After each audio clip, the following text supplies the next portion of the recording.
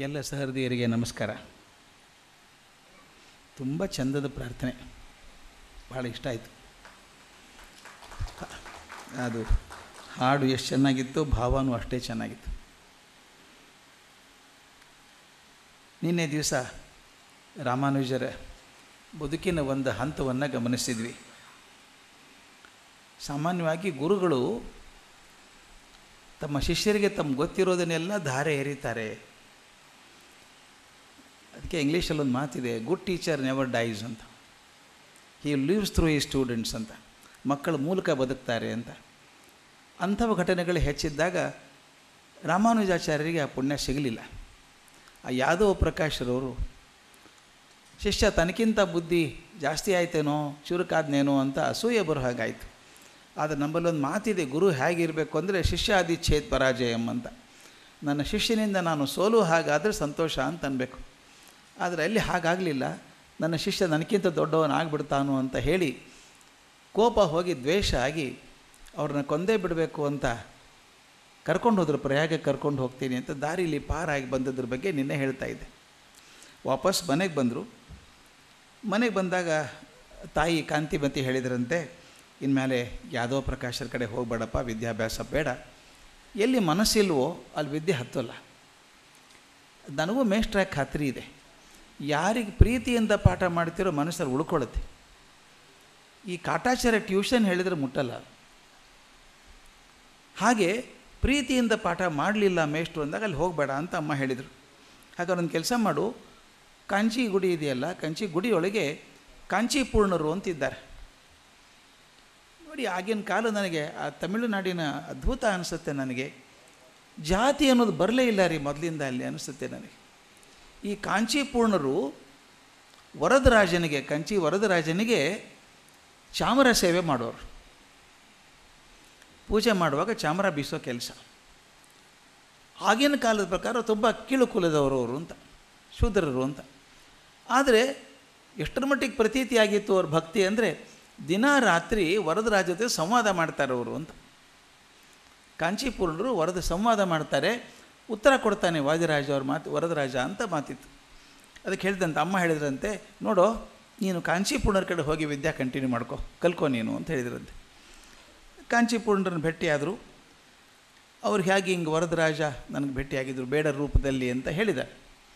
ಒಂದು ಕೆಲಸ ಮಾಡು, ಸಾಂಕೇತಿಕವಾಗಿದೆ ನಿನಗೆ, ಕಾಡಲ್ಲಿ ನಿನಗೆ ವರದರಾಜ ಮತ್ತು ಲಕ್ಷ್ಮೀದೇವಿಗೆ ನೀನು 3 ಸಲ ನೀರು ತಂದು ಕೊಟ್ಟಿದ್ದೆ. ಕತೆ ಹೇಳಿದೆ ನಿನ್ನೆ ನಾನು. 3 ಸಲ ನೀರು ತರಿಸ್ಕೊಂಡು ಕುಡಿದು 4ನೇ ಸಲ ಬರುವಾಗಿರಲಿಲ್ಲ ಅವರು ಅಂತ. 3 ಸಲ ನಿನ್ನ ಕಡೆಯಿಂದ ನೀರು ಅಪೇಕ್ಷೆ ಮಾಡಿದ್ದಾರೆ ಅಂದಮೇಲೆ ಒಂದು ಕೆಲಸ ಮಾಡು, ನೀನು ದೇವಸ್ಥಾನದಲ್ಲಿ ದಿನ ನೀರು ತಂದು ಕೊಡು ಅಭಿಷೇಕಕ್ಕೆ, ಅದೇ ಕೆಲಸ ಮಾಡು ನೀನು ಅಂತ. ಶಾಲಕ್ಕಣರ್ ಅಂತ ಇವತ್ತಿಗೂ ಇದೆ, ಅದು ಶಾಲಕ್ಕಣರ್ ಕೆರೆ ಅಂತ ಒಂದು ಸರೋವರ ನಡುವೆ. ಕಂಚಿ ದೇವಸ್ಥಾನ ತಾವು ನೋಡಿದ್ದೀರಿ ನೀವು, ದಿಕ್ಕು ತಪ್ಪು ಹೋಗುತ್ತೆ, ಯಾವ ಕಡೆ ಬಂದ್ವಿ ಎಲ್ಲಿ ಹೋದ್ವಿ ಗೊತ್ತಾಗಲ್ಲ, ಅಷ್ಟು ದೊಡ್ಡದು. ಅಲ್ಲಿ ಸಣ್ಣ ಸಣ್ಣ ತೀರ್ಥಗಳಿದ್ದಾವೆ.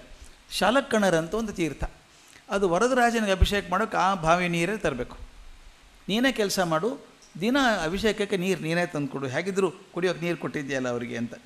ಅದು ಅವತ್ತಿಂದ ರಾಮಾನುಜಾಚಾರ್ಯರು ನಿತ್ಯ ಅವರ ಕೆಲಸ, ಪೂಜೆ ಎಲ್ಲ ಮಾಡಿ, ಧ್ಯಾನ ಮಾಡಿ, ಸ್ತೋತ್ರಗಳನ್ನು ಬಳಸಿ ತನ್ನ ಕಲ್ತಂಥ ಜ್ಞಾನವನ್ನು ಮತ್ತೊಮ್ಮೆ ಪರೀಕ್ಷೆ ಮಾಡಿಕೊಂಡು ದಿನ ಹೋಗಿ ಒಂದು ಚಿನ್ನದ ಬಿಂದಿಗೆ ಕೊಟ್ಟಿದ್ದರಂತೆ ಅಭಿಷೇಕಕ್ಕೆ, ಪೂಜೆಗೆ ಅಲ್ಲಿ ನೀರು ತಂದು ಕೊಡೋ ಕೆಲಸ, ಅದೇ ಕೆಲಸ ಅವರು.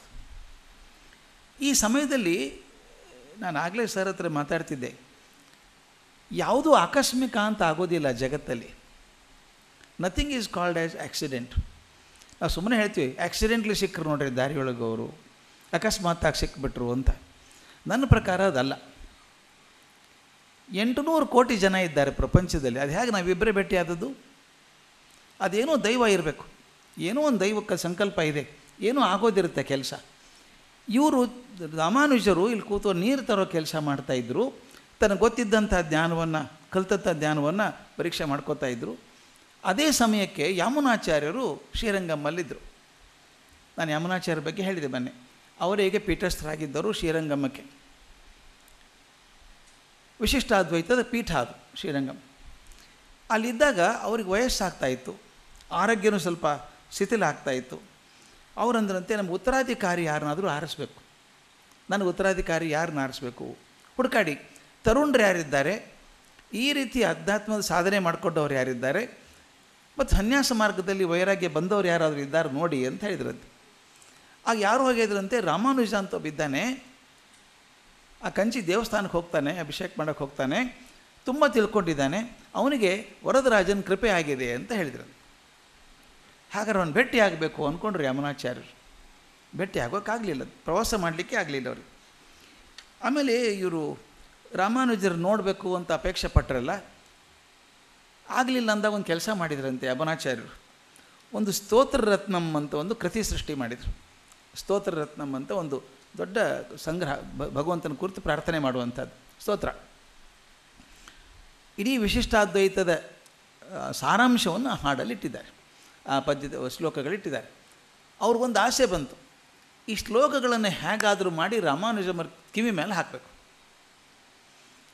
ಅದು ಎಷ್ಟು ಸುಂದರವಾಗಿದ್ದಾವೆ ಸ್ತೋತ್ರಗಳು ಅಂತಂದರೆ ಅದನ್ನು ಕೇಳಿದ ತಕ್ಷಣ ರಾಮಾನುಜರಿಗೆ ಆಸಕ್ತಿ ಬರ್ತದೆ, ಬರಬೇಕು ಅಂಥೇಳಿ ಅದು ಕರ್ಕೊಂಬನ್ನಿ ಅವನು ತೋರಿಸಿ ಅಂತ. ಬನ್ನಿ ಅಂದರೆ ಬರಲಿಕ್ಕಿಲ್ಲ ಅವರು, ಅದಕ್ಕೆ ಕಿವಿ ಮೇಲೆ ಸ್ತೋತ್ರ ಬೀಳಂಗೆ ಮಾಡಿ ಅಂತ. ಯಮುನಾಚಾರ್ಯರ ಅತ್ಯಂತ ಖಾಸ ಶಿಷ್ಯ ಒಬ್ಬರಿದ್ದರು, ಮಹಾಪೂರ್ಣರು ಅಂತ, ಮಹಾಜ್ಞಾನಿ. ಅವ್ರು ಬಲಗೈ ಆಗಿದ್ದವರು, ರಾಮಾನುಜ ಬಲಗೈ, ನೀನೇ ಹೋಗು ಅಂತ ಕಳಿಸಿದರು. ಮಹಾಪೂರ್ಣರು ಆ ಸ್ತೋತ್ರ ರತ್ನವನ್ನು ತೊಗೊಂಡು ಕಂಚಿಗೆ ಬಂದರು. ಈ ಹುಡುಗ ರಾಮಾನುಜ ಆವಾಗ ನೀರು ತೊಗೊಂಡು ಹೋಗ್ತಾ ಇದ್ರಲ್ಲ ಅಭಿಷೇಕಕ್ಕೆ, ಇವರು ದಾರಿಯಲ್ಲಿ ಕೂತ್ಕೊಂಡು ಜೋರಾಗಿ ಸ್ತೋತ್ರ ಹೇಳ್ಕೊತಾ ಇದ್ರಂತೆ. ಆದರೆ ಆಗಿನ ಪದ್ಧತಿ ಹಾಗಿತ್ತು ನೋಡ್ರಿ. ಈಗಿನ ಪದ್ಧತಿ CEO ಪದ್ಧತಿ, ಅದು ಡೈರೆಕ್ಟ್ಲಿ ಮೇಲ್ ಕಳಿಸಿ ಯಾರು ಇಂಟ್ರೆಸ್ಟೆಡ್ ಇನ್ ಜಾಯ್ನಿಂಗ್ ಅವ್ರ ಜಾಬ್ ಅಂತ ಕೇಳೋದು. ಮನಸ್ಸನ್ನು ಒಲಿಸೋದು ಹೇಗಿತ್ತು ಅಂತ ಆ ದಾರಿಯಲ್ಲಿ ಕೂತ್ಕೊಂಡು ಆ ಸ್ತೋತ್ರವನ್ನು ಜೋರಾಗಿ ಹೇಳ್ಕೊತಾ ಇದ್ರಂತೆ. ಇವ್ರದ್ದು ಮನಸ್ಸು, ನಾನು ಯಾವಾಗಲೂ ಹೇಳೋದು, ನಮ್ಗೆ ರೇಡಿಯೋ ಸ್ಟೇಷನ್ ಕೇಳಿಸ್ಬೇಕಾದ್ರೆ ರೇಡಿಯೋದಿಂದ ಆಗಲ್ಲ, ಟ್ಯೂನ್ ಮಾಡಬೇಕು ಆ ಫ್ರೀಕ್ವೆನ್ಸಿಗೆ ನಾವು. ಹಾಗೆ ಅದು ಟ್ಯೂನ್ ಆಗಿರಬೇಕಲ್ಲ. ಇವ್ರು ನೀರು ತೊಗೊಂಡು ಹೋಗ್ತಿರ್ಬೇಕಾದ್ರೆ ಯಾರೋ ಜೋರಾಗಿ ಸ್ತೋತ್ರ, ಹೊಸ ಸ್ತೋತ್ರ ಇದು ಯಾವುದು, ಅದು ಹೇಗೆ ಮಾಡ್ತಿದ್ರು ಅಂದರೆ ಇವರು ಭಾಳ ಚಂದ ಬರೀತಾರೆ ಅದನ್ನು. ನೀರು ತೊಗೊಂಡು ಬಾವಿಯಲ್ಲಿ ನೀರು ತೊಗೋಬೇಕು, ಅಲ್ಲಿ ಕೊಟ್ಟು ಬರಬೇಕು ಗರ್ಭಗುಡಿಗೆ. ಅವ್ರು ಏನು ಮಾಡ್ತಿದ್ರು ಅಂದರೆ ಇವರು ಒಂದು ಕಟ್ಟೆ ಮೇಲೆ ಕೂತ್ಕೊಂಡು ಕಂಬದ ಕೆಳಗೆ ಕೂತ್ಕೊಂಡು ಓದ್ತಾ ಇದ್ದರಂತೆ ಸ್ತೋತ್ರಗಳನ್ನು. ರಾಮಾನುಜರು ಬಾವಿಯಲ್ಲಿ ಬೇಗ ಎಳ್ಕೋಬೇಕು ನೀರು. ಆ ಕೊಡ ಹೊತ್ಕೊಂಡು ಇವ್ರ ಹತ್ತಿರ ಬಂದ ನಿಧಾನಕ್ಕೆ ಹೋಗೋದಂತೆ, ಮತ್ತು ಅಲ್ಲಿ ಕೊಡ ಇಟ್ಟು ಓಡಿ ಬರೋದು, ಮತ್ತು ನಿಧಾನಕ್ಕೆ ಹೋಗೋದು. ಸ್ತೋತ್ರ ಕೇಳಿಸ್ಕೊಂಡ್ರಂತೆ. ಒಂದು 8 ಸಲ ಹೋದ್ಮೇಲೆ ತಡ್ಕೊಳ್ಳೋಕ್ಕಾಗಲಿಲ್ಲ, ಹೋಗಿ ನಮಸ್ಕಾರ ಮಾಡಿ, ತಾವು ಯಾರೂ ಗೊತ್ತಾಗಲಿಲ್ಲ, ಈ ಸ್ತೋತ್ರ ನಾನು ಕೇಳೇ ಇಲ್ಲ ಮೊದಲು, ಯಾರು ರಚನೆ ಮಾಡಿದ್ದು ಅಂತ. ಅದೇ ಬೇಕಾಗಿತ್ತಾನೆ ಮಹಾಪೂರ್ಣರಿಗೆ, ಕೂತ್ಕೊ ಹೇಳ್ತೀನಿ ಅಂಥೇಳಿ ಇದನ್ನು ಯಮುನಾಚಾರ್ಯರು ಮಾಡಿದ್ದು, ವಿಶಿಷ್ಟಾದ್ವೈತ ಪೀಠದ ಅವರೇ ಅಧ್ವರ್ಯರು. ಈಗ ಅವ್ರು ಮಾಡಿದಂಥದ್ದು ನಿಮಗೆ ಇಷ್ಟ ಆಯಿತಾ ಅಂತ ಕೇಳಿ, ಇಷ್ಟ ಆಗೋದೇನು ಭಾಳ ಚೆನ್ನಾಗಿದೆ, ಅವ್ರು ನೋಡ್ಬೇಕು, ನಾನು ಯಮುನಾಚಾರ್ಯ ನೋಡಬೇಕು ಅಂದರು. ಅದೇ ಬೇಕಾಗಿತ್ತಲ್ಲ, ಬನ್ನಿ ಹೋಗೋಣ ತಕ್ಷಣ ಅಂದರು. ಆ ನೀರಿಗೆ ಹಾಕಿ ಪೂಜೆ ಮುಗಿಸಿ ಕಾಂಚೀಪುರ್ಣರಿಗೆ ಹೇಳಿದರು, ನಾನು ಸ್ವಲ್ಪ ಶ್ರೀರಂಗಮ್ಮಗೆ ಹೋಗಿ ಬರ್ತೀನಿ, 2 ದಿವಸ ನೀರಿಗೆ ಬೇರೆ ವ್ಯವಸ್ಥೆ ಮಾಡಿಕೊಳ್ಳಿ ಅಂತ ಹೇಳಿ ಹೊರಟೇ ಬಿಟ್ಟರು. ಮಹಾಪೂರ್ಣರು ಇವರು ಹೋದರು. ಅದು ದೈವ ಹೇಗಿರುತ್ತೆ ಅಂದರೆ, ಇವರು ಶ್ರೀರಂಗಮ್ಮ ಇನ್ನೂ ಸ್ವಲ್ಪ ದೂರ ಇರಬೇಕಾದ್ರೇ ರಸ್ತೆ ಆ ಕಡೆ ಈ ಕಡೆ 2 ಕಡೆಯೂ ಈ ಕೆಲವು ವೈಷ್ಣವ ಭಕ್ತರಲ್ಲಿ ನಿಂತ್ಕೊಂಡು ಅಳೋದು ಕಾಣಿಸ್ತಾ ಇರ್ತಾರೆ, ಅಳ್ತಾ ಇದ್ದರಂತೆ. ಯಾಕೆ ದುಃಖದಲ್ಲಿದ್ದಾರೆ, ಅಳ್ತಾ ಇದ್ದಾರೆ ಇವರು ಅಂತ ಒಂದು ಗುಂಪಿನ ಕೇಳಿದ್ರಂತೆ. ಏನಾಯಿತು ಅಂತ. ಬೆಳಗ್ಗೆ ಯಮುನಾಚಾರ್ಯರು ದೇಹ ಬಿಟ್ಟರು. ಯಾರು ನೋಡಬೇಕು ಅಂತ ಇವ್ರು ಹೋಗಿದ್ದಾರೋ, ಮೊಟ್ಟ ಮೊದಲ ಬಾರಿಗೆ ನೋಡಬೇಕು ಅಂತ ಹೋಗಿದ್ದಾರೋ, ಅವರಿಗೆ ದೇಹದಲ್ಲಿಲ್ಲ. ಬಹಳ ದುಃಖ ಆಗಿಬಿಡ್ತು. ಆ ಸ್ತೋತ್ರ ರಚನೆ ಮಾಡಿದಂಥ ಮಹಾನುಭಾವರು ನೋಡಬೇಕು, ಅವ್ರು ಶಿಷ್ಯತ್ವ ತೊಗೋಬೇಕು ಅಂತ ನಾನು ಅಂದ್ಕೊಂಡಿದ್ದೆ, ಅವರೇ ಹೋಗ್ಬಿಟ್ರಲ್ಲ, ನಾನು ಬಂದದ್ದು ಕೆಲಸನೇ ಸರಿ ಆಗಲಿಲ್ಲ ಅಂದ್ಕೊಂಡು ದುಃಖದಲ್ಲಿ ಹೋದರು. ಆಗಾಗಲೇ ಯಮುನಾಚಾರ್ಯ ವೃಂದಾವನ ಮಾಡೋದಕ್ಕೆ ದೇಹ ರೆಡಿ ಮಾಡಿದರು. ಆಗೋದು ಹೇಗಿರುತ್ತೆ ನೋಡಿ, ಅದನ್ನು ಚರ್ಮ ಸಿದ್ಧತೆ ಅಂತ ಮಾಡ್ತಾಯಿರ್ತಾರೆ. ಮಾಡಿದಾಗ ಇವ್ರು ಹೋದರು, ಆ ದೇಹಕ್ಕೆ ದೀರ್ಘದಂಡ ನಮಸ್ಕಾರ ಮಾಡಿದರು, ಕೈ ಮುಕ್ಕೊಂಡು ನಿಂತಿದ್ರು. ಶಿಷ್ಯರೆಲ್ಲ ಅಳ್ತಾಯಿದ್ರು. ರಾಮಾನುಚಾರ್ಯ ಗಮನ ಇಟ್ಟು ನೋಡಿದರು. ಏನು ಕಾಣಿಸ್ತು ಅಂದರೆ, ಆ ಯಮುನಾಚಾರ್ಯರ ದೇಹ ಬೆರಳು ಹೀಗಿತ್ತಂತೆ, ಮಧ್ಯದ 3 ಬೆರಳು ಮಡಚ್ಕೊಂಡಿತ್ತಂತೆ, ಕಿರಿ ಬೆರಳು ಹೆಬ್ಬೆರಳು ಹಿಂಗೆ ತಕ್ಕೊಂಡಿತ್ತಂತೆ, ಹೀಗೆ ಇತ್ತಂತೆ ಕೈ. ಆಗ ಅವ್ರು ತಕ್ಷಣ ಶಿಷ್ಯರನ್ನು ಕೇಳ್ತಾರೆ, ಯಮುನಾಚಾರ್ಯರು ಯಾವಾಗಲೂ ಹೀಗೆ ಇತ್ತ ಕೈ ಅಥವಾ ಈಗ ಆಯ್ತಾ ಅಂತ ಕೇಳಿದ್ರಂತೆ. ಎಂದೂ ಹಿಂಗಿರಲಿಲ್ಲ ಅವರು. ನಿನ್ನೆ ಸಾಯಂಕಾಲ ಉಪನ್ಯಾಸ ಕೊಡೋ ಕೂಡ ಚೆನ್ನಾಗೇ ಇದ್ದರು. ಉಪನ್ಯಾಸದಲ್ಲಿ ನಿಮ್ಮ ಬಗ್ಗೆ ಮಾತಾಡಿದರು ನೋಡಿ, ರಾಮಾನುಚಾರ್ಯರ ಬಗ್ಗೆ ಮಾತಾಡಿದರು. ನನಗೇನಾದರೂ ಅಪ್ಪಣೆ ಕೊಟ್ರಾ ಅಂತ. ಅಪ್ಪಣೆ ಅಂತ ಹೇಳಿಲ್ಲ, 3 ಕೆಲಸ ಆಗಬೇಕು ನನ್ನ ನಂತರ ಬರೋದಂತ, 3 ಕೆಲಸ ಆಗಬೇಕು ಅಂತ ಅಂದ್ಕೊಂಡ್ರು. ಆ 3ನ್ನು ಎಣಿಸ್ತಾ ಇದ್ದರು, ಏನು ಕೆಲಸ ಆಗಬೇಕು ಅಂತ. ಹಾಗೆ ನಿಂತ್ಕೊಂಡ್ಬಿಡುತ್ತೆ ಕೈ ಅದು. ಆದ್ದರಿಂದ 3 ಬೆರಳು ಬಹುಶಃ ನಿಮಗೋಸ್ಕರ ಹೇಳಿದ್ದು. ಏನು ಹೇಳಿದರು ಅವರು, ಏನು ಅಪೇಕ್ಷೆ ಏನು ಮಾಡಿದರು ಅಂತ ಭಾಳ ಚಂದ ಹೇಳ್ತಾರವ್ರು. ಮೊದಲನೇದು ನಮ್ಮ ವಿಶಿಷ್ಟಾದ್ವೈತ ಮತ ಇದೆಯಲ್ಲ ನಮ್ಮದು, ಇದನ್ನು ನನ್ನ ಲಕ್ಷ್ಯದಲ್ಲಿಟ್ಟುಕೊಂಡು ಬ್ರಹ್ಮಸೂತ್ರಕ್ಕೆ ವ್ಯಾಖ್ಯೆ ಬರೀಬೇಕು. ಮೊದಲನೇ ಕೆಲಸ ಯಾರೂ ಬರೆದಿಲ್ಲ, ಶಂಕರಾಚಾರ್ಯರು ಬರೆದಿದ್ದರು, ಬ್ರಹ್ಮಸೂತ್ರಕ್ಕೆ ವ್ಯಾಖ್ಯೆ ಬರೆದಿದ್ದರು. ಇವರು ನಮ್ಮ ವಿಶಿಷ್ಟಾದ್ವೈತ ಸಕ್ಕದಂಥ ಒಂದು ಬ್ರಹ್ಮಸೂತ್ರಕ್ಕೆ ವ್ಯಾಖ್ಯೆ ಬರೀಬೇಕು, ಅದು ಮೊದಲನೇದ್ದು ಅಂತ ಹೇಳಿದ್ರಂತೆ. ಎರಡನೇದ್ದೇನು ಅಂದರೆ ನಮ್ಮ ಆಳ್ವಾರ್, ನೀನು ಹೇಳ್ತೇನೆ ನಮ್ಮ ಆಳ್ವಾರ್ ಅಂತ 6ನೇದವರು ಅದ್ಭುತವಾದಂಥ ಪ್ರಬಂಧಗಳನ್ನು ಬರೆದಿದ್ದಾರೆ, ಕೀರ್ತನೆಗಳನ್ನು ಬರೆದಿದ್ದಾರೆ. ಆ ನಮ್ಮ ಆಳ್ವಾರ್ ಬರೆದಂಥ ತಿರುವಾಯ್ಮೋಳಿ ಅಂತ ಒಂದು ಗ್ರಂಥ ಇದೆ. ಆ ತಿರುವಾಯ್ಮೋಳಿ ಗ್ರಂಥಕ್ಕೆ ಯಾರೂ ವ್ಯಾಖ್ಯೆ ಬರೆದಿಲ್ಲ, ಅದಕ್ಕೆ ಅದು ವ್ಯಾಖ್ಯಾನ ಬರೀಬೇಕು, ಎರಡನೇದ್ದು ಅಂತ ಹೇಳಿದ್ರಂತೆ. ಮೊದಲೇದು ಬ್ರಹ್ಮಸೂತ್ರಕ್ಕೆ ವ್ಯಾಖ್ಯೆ ಬರೆಯೋದು, ಭಾಷ್ಯ ಬರೆಯೋದು, ಎರಡನೇದು ತಿರುವಾಯ್ಮೋಳಿಗೆ ವ್ಯಾಖ್ಯಾನ ಬರೆಯುವಂಥದ್ದು. ಮೂರನೇದು ಹೇಳಿದ್ರಂತೆ ನಮಗೆ ಆದಿ ಗುರುಗಳು ಅಂತ ಅಂದ್ಕೊಂಡಂಥ ಪರಾಶರರು ಮತ್ತು ವ್ಯಾಸರು ಅವರಿಬ್ಬರದ್ದು ನೆನಪಿಡುವಂಥದ್ದು ಏನಾದರೂ ಒಂದು ಕೆಲಸ ಮಾಡಬೇಕು ಅಂತ 3 ಹೇಳಿದರು. ಆ ಹೇಳಿದ ಮೇಲೆ ಬೆರಳು ಸೀದಾ ಆಗಲೇ ಇಲ್ಲ, ಹಾಗೆ ಉಳ್ಕೊಂಡ್ಬಿಡ್ತದು ಅಂತ ಹೇಳಿದರು. ಇವರು ಅಂದ್ಕೊಂಡ್ರು, ಮತ್ತೊಮ್ಮೆ ನಮಸ್ಕಾರ ಮಾಡಿದರು. ಅವ್ರು ಮುಂದೆ ಹೇಳಿದ್ರಂತೆ, ನಿಮ್ಮನ್ನು ಗುರುಗಳು ಅಂತ ಒಪ್ಕೊಂಡಿದ್ದೇನೆ ನಾನು, ಆ ದೇಹಕ್ಕೆ ಹೇಳ್ತಾರೆ, ಒಪ್ಕೊಂಡಿದ್ದೇನೆ.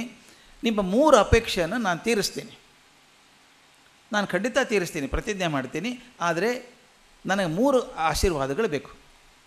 ಇದು ಮಾತು ಭಾಳ ಮುಖ್ಯ ಸ್ನೇಹಿತರು ಹೇಳೋದು. ನಾನು 3 ಆಶೀರ್ವಾದ ನನಗೆ ಬೇಕು. ಗುರು ಆಶೀರ್ವಾದ ಮೊದಲು ಬೇಕು, ನಿಮ್ಮ ಆಶೀರ್ವಾದ ಬೇಕು ನನಗೆ. ಎರಡನೇದು ನನಗೆ ಆರೋಗ್ಯ ಆಯುಸ್ಸು ಎರಡೂ ಇರಬೇಕು. ಮಾಡ್ಬೇಕಾದ್ರೆ ಕೆಲಸ ಬೇಕಲ್ಲ, ಗುರು ಕೃಪೆ ಇರಬೇಕು, ನನಗೆ ಆರೋಗ್ಯ ಆಯುಷ್ಯ ಇರಬೇಕು. ಮೂರನೇದ್ದು ಭಾಳ ಮುಖ್ಯ, ಭಗವಂತನ ಸಂಕಲ್ಪ ಇರಬೇಕು. ಈಗ ನಮ್ಮ ಜೀವಿತದಲ್ಲೂ ಕೂಡ ಅದೇ ಅಲ್ವಾ, ಈ 3 ಇದ್ರೇ ಕೆಲಸ ಆಗೋದು. ಆರೋಗ್ಯನೇ ಇಲ್ಲ, ನಾನೇನು ಮಾಡ್ತೀನಿ? ಆರೋಗ್ಯ ಇದೆ, ಗುರುಕೃಪೆ ಇಲ್ಲ. ಗುರುಕೃಪೆ ಭಗವತ್ ಸಂಕಲ್ಪ ಆಗಿಲ್ಲ. ತಾವು ನೋಡಿದ್ದೀರಿ, ಎಷ್ಟೋ ಕೆಲಸ ಮಾಡಬೇಕು ಅಂತ ಕೂತದ್ದು ಆಗೋದೇ ಇಲ್ಲ, ಅವು ಏನಾದರೂ ಆಗೋದಿಲ್ಲ. ಏನೋ ವಿಚಾರ ಮಾಡಿಲ್ಲ, ಪಟ್ಟಂತ ಆಗೋಗ್ಬಿಡುತ್ತೆ ಅದು ಕೆಲಸ. ಯಾವುದು ಆಗೋದು ಹೀಗೇನೆ, ಭಗವತ್ ಸಂಕಲ್ಪ ಇರಬೇಕು. ರಾಮಾನುಜಾಚಾರ್ಯರು ಗುರುಕೃಪೆ, ನನ್ನ ಆರೋಗ್ಯ ಹಾಗೂ ಭಗವತ್ ಸಂಕಲ್ಪ ಇದ್ದರೆ ಈ 3 ಪೂರೈಸ್ತೀನಿ ನನ್ನ ಜೀವನದಲ್ಲಿ ಅಂತ ಹೇಳಿ ಪ್ರತಿಜ್ಞೆ ಮಾಡಿದರು. ಆಮೇಲೆ ಬೃಂದಾವನ ಮಾಡಿದರು, ಯಮುನಾಚಾರ್ಯ ದೇಹವನ್ನು. ಆಗ ಮಹಾಪೂರ್ಣರು ಹೇಳಿದರು, ಹೇಗೂ ಬಂದಿದ್ದೀವಪ್ಪ, ಶ್ರೀರಂಗಮಕ್ಕೆ ಹೋಗ್ಬಿಡೋಣ, ರಂಗನಾಥನ ದರ್ಶನ ಆಗಲಿ. ಶ್ರೀರಂಗಮಲ್ಲಿ ರಂಗನಾಥ ನೋಡಿರ್ಬೇಕು, ತಾವು ನೋಡಿದ್ರೆ ಗೊತ್ತಿರುತ್ತೆ, ಅದ್ಭುತ ಮೂರ್ತಿ, ಅದು ಅದ್ಭುತ ಮೂರ್ತಿ. ಅದು ಎಷ್ಟು ಜನಕ್ಕೆ ಪ್ರೇರಣೆ ಕೊಟ್ಟಿದೆಯೋ, ಎಷ್ಟು ಜನ ಸಂತನನ್ನಾಗಿ ಮಾಡಿದೆಯೋ ಗೊತ್ತಿಲ್ಲ. ನಾನು ಸಾಕಷ್ಟು ಕಡೆ ಆದಿರಂಗ ಮಧ್ಯರಂಗ 3 ನೋಡಿದ್ದೇನೆ. ಆದರೆ ಶ್ರೀರಂಗಮಲ್ಲಿರುವಂಥ ರಂಗನಾಥನ ವಿಗ್ರಹ ಇರುವಂಥ ಚಾರ್ಮ್ ಇದೆಯಲ್ಲ, ಅದು ಹೇಳೋಕ್ಕೆ ಸಾಧ್ಯ ಅಲ್ಲ, ಅದು ಹೇಗೆ ಅಂತ. ಯಾರನ್ನಾದರೂ ಎಳೆದು ಬಿಡುತ್ತದೆ ಅದು. ಆ ಮುಖದಲ್ಲಿ ಆತ ಕಾಂತಿ ಇದೆ, ಆ ಮಲ್ಕೊಂಡಿರುವಂಥ ರೀತಿ, ಆ ನೋಡ್ತಿರುವಂಥ ಕಣ್ಣು ಅದ್ಭುತವಾಗಿರುವಂಥದ್ದು. ಅದನ್ನು ದರ್ಶನ ಮಾಡ್ಕೊಂಡು ಹೋಗೋಣ ಅಂದ್ರಂತೆ ಮಹಾಪೂರ್ಣರು. ಇವರಿಗೇನು ಮನಸ್ಸು ನೋವಾಗ್ಬಿಡ್ತು. ಯಮುನಾಚಾರ್ಯ ನೋಡಬೇಕು ಅಂತ ಶ್ರೀರಂಗಂ ಬಂದಿದ್ದೀನಿ, ಗುರುಗಳೇ ಇಲ್ಲ, ಆದ್ದರಿಂದ ನಾನು ಶ್ರೀರಂಗನ ದರ್ಶನ ಮಾಡಲ್ಲ, ವಾಪಸ್ ಹೋಗ್ತೀನಿ ಅಂತ ವಾಪಸ್ ಬಂದುಬಿಟ್ರು. ಬಂದು ಕಾಂಚೀಪೂರ್ಣರಿದ್ದಲ್ಲ ಹೇಳಿದ್ರಂತೆ, ಹಿಂಗೆ ಆಯಿತು, ನಾನು ಆಸೆ ಇಟ್ಕೊಂಡು ಹೋಗಿದ್ದೆ, ಯಮುನಾಚಾರ್ಯ ದರ್ಶನ ಆಗಲಿಲ್ಲ, ದೇಹ ದರ್ಶನ ಅಷ್ಟೇ ಆಯಿತು, ಹಿಂಗೆ ಪ್ರತಿಜ್ಞೆ ಮಾಡಿ ಬಂದಿದ್ದೀನಿ ಅಂತೆಲ್ಲ ಹೇಳಿದ್ರಂತೆ. ಅವರು ಬೈದ್ರಂತೆ, ಅಲ್ಲಿವರೆಗೆ ಹೋಗಿದ್ದೆ, ರಂಗನಾಥನ ದರ್ಶನ ಮಾಡ್ಕೊಂಬರೋದಲ್ವಾ ಅಂತ. ನನಗೆ ರಂಗನಾಥನ ದರ್ಶನಕ್ಕಿಂತ ಗುರುಗಳ ದರ್ಶನ ಬೇಕಾಗಿತ್ತು, ಆಗಲಿಲ್ಲ ಅಂತ ಬಂದೆ. ಇವರು ಹೇಳಿದ್ರಂತೆ ಕಾಂಚೀಪೂರ್ಣರಿಗೆ, ಗುರುಗಳೇ ನೀವೇ ಗುರುಗಳು ನನಗೆ, ಮಹಾಪೂರ್ಣರಲ್ಲಿ ಇದ್ದಾರೆ, ನೀವು ಕಾಂಚೀಪೂರ್ಣರಲ್ಲಿದ್ದೀರಿ, ನಾನು ದಿನಾಲು ಪಾಠ ಮಾಡಿ ನೀರು ತರೋದು ಕೆಲಸ ಅಂತೂ ಮಾಡ್ತೀನಿ, ನಾನು ದಿನಾಲೂ ಸ್ವಲ್ಪ ಶಾಸ್ತ್ರಜ್ಞಾನ ಹೇಳ್ಕೊಡಿ ಅಂತ ಕೇಳಿದ್ರಂತೆ. ಇದು ನಾವು ಸ್ವಲ್ಪ ಮನ ಇಟ್ಟು ನೋಡಬೇಕು. ನಾವು 21ನೇ ಶತಮಾನದಲ್ಲಿ ನಿಂತು ಯಾರನ್ನು ಜಾತಿಯಿಂದ ಕೀಳಾದವರು ಅಂತ ಅಂದ್ಕೊಂಡಿದ್ರೋ ರಾಮಾನುಜ ನೀವು ನನಗೆ ಕಲಿಸ್ಕೊಡ್ಬೇಕು, ಜ್ಞಾನ ಕೊಡಬೇಕು ಅಂತ ಕೇಳ್ಕೊಳ್ಳೋದು. ಅಂದರೆ ಆ ಸಂತ ಪದ್ಧತಿಯೊಳಗೆ ಮೇಲು ಕೇಳು ಅನ್ನೋದು ಇರಲಿಲ್ಲ, ಜಾತಿ ಅನ್ನೋದು ವಿಚಾರೇ ಮಾಡ್ತಿರಲಿಲ್ಲ ಆ ಥರದ ಜನ. ಇವ್ರು ಹೇಳಿದಾಗ ನಾನು ಮಾಡ್ತೀನಪ್ಪ ಅಂತ ಸ್ವಲ್ಪ ಬೋಧೆ ಮಾಡ್ತಾಯಿದ್ರಂತೆ. ಒಂದು ದಿವಸ ಹೇಗೆ ಘಟನೆಗಳಾಗ್ತವೆ, ಕಾಂಚೀಪುರನ ಮನೆಗೆ ಊಟಕ್ಕೆ ಬನ್ನಿ ಇವತ್ತು ಅಂತ ಕರೆದ್ರಂತೆ ರಾಮಾನುಜಾಚಾರ್ಯರು. ಯಾಕಪ್ಪ ಬರ್ತೀನಲ್ಲ ಯಾವಾಗ? ಇಲ್ಲ ಇವತ್ತು ಬರಬೇಕು ನಮ್ಮ ಮನೆ ಊಟಕ್ಕೆ, ವಿಶೇಷ ಅಂತ ಹೇಳಿ ಹೆಂಡ್ತಿಗೆ ಹೇಳಿದ್ರಂತೆ, ಕಾಂಚೀಪುರರು ಬರ್ತಾರೆ, ಅಡುಗೆ ಚೆನ್ನಾಗಿ ಮಾಡಬೇಕು ಅಂತ. ಆಕೆ ಹ್ಞೂ ಅಂದರು ರಕ್ಷಾಂಬ. ಊಟ ಸಮಯ ಆಯಿತು, 12 ಗಂಟೆ ಆದರೂ ಕಾಂಚೀಪುರರು ಮನೆಗೆ ಬರಲಿಲ್ಲ ಊಟಕ್ಕೆ. ಎಲ್ಲಿ ತಪ್ಸ್ಕೊಂಡ್ಬಿಟ್ರೋ ಅಂತ ಹೇಳಿ ನೋಡ್ಕೊಂಬರ್ತೀನಿ ಇರು ಅಂತ ಹೆಂಡ್ತಿ ಹೇಳಿ ದಕ್ಷಿಣದ ಭಾಗದಿಂದ ಕಂಚಿ ಗುಡಿಯೊಳಗೆ ಹೋದ್ರಂತೆ.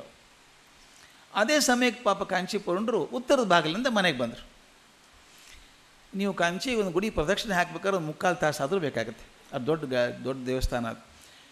ಇವು ದಕ್ಷಿಣ ಭಾಗದಿಂದ ಹೋಗಿದ್ದಾರೆ, ಉತ್ತರ ಭಾಗದಿಂದ ಅವ್ರು ಬಂದುಬಿಟ್ರು ಮನೆಗೆ. ಎಲ್ಲಿ ರಾಮಾನುಜರಿಲ್ವಾ? ಇಲ್ಲ, ನಿಮ್ಮನ್ನು ಹುಡ್ಕೊಂಡು ಹೋದರು ಅವರು ಅಂತ. ಅಯ್ಯೋ ಬರೋದು ಲೇಟ್ ಆಗುತ್ತೆ, ನನ್ನ ದೇವಸ್ಥಾನದಲ್ಲಿ ತುಂಬ ಕೆಲಸ ಇದೆ, ನಾನು ಊಟಕ್ಕೆ ಹಾಕಿಬಿಡಮ್ಮ, ಮಾಡಿ ಹೋಗ್ಬಿಡ್ತೀನಿ ನಾನು ಅಂದ್ರಂತೆ.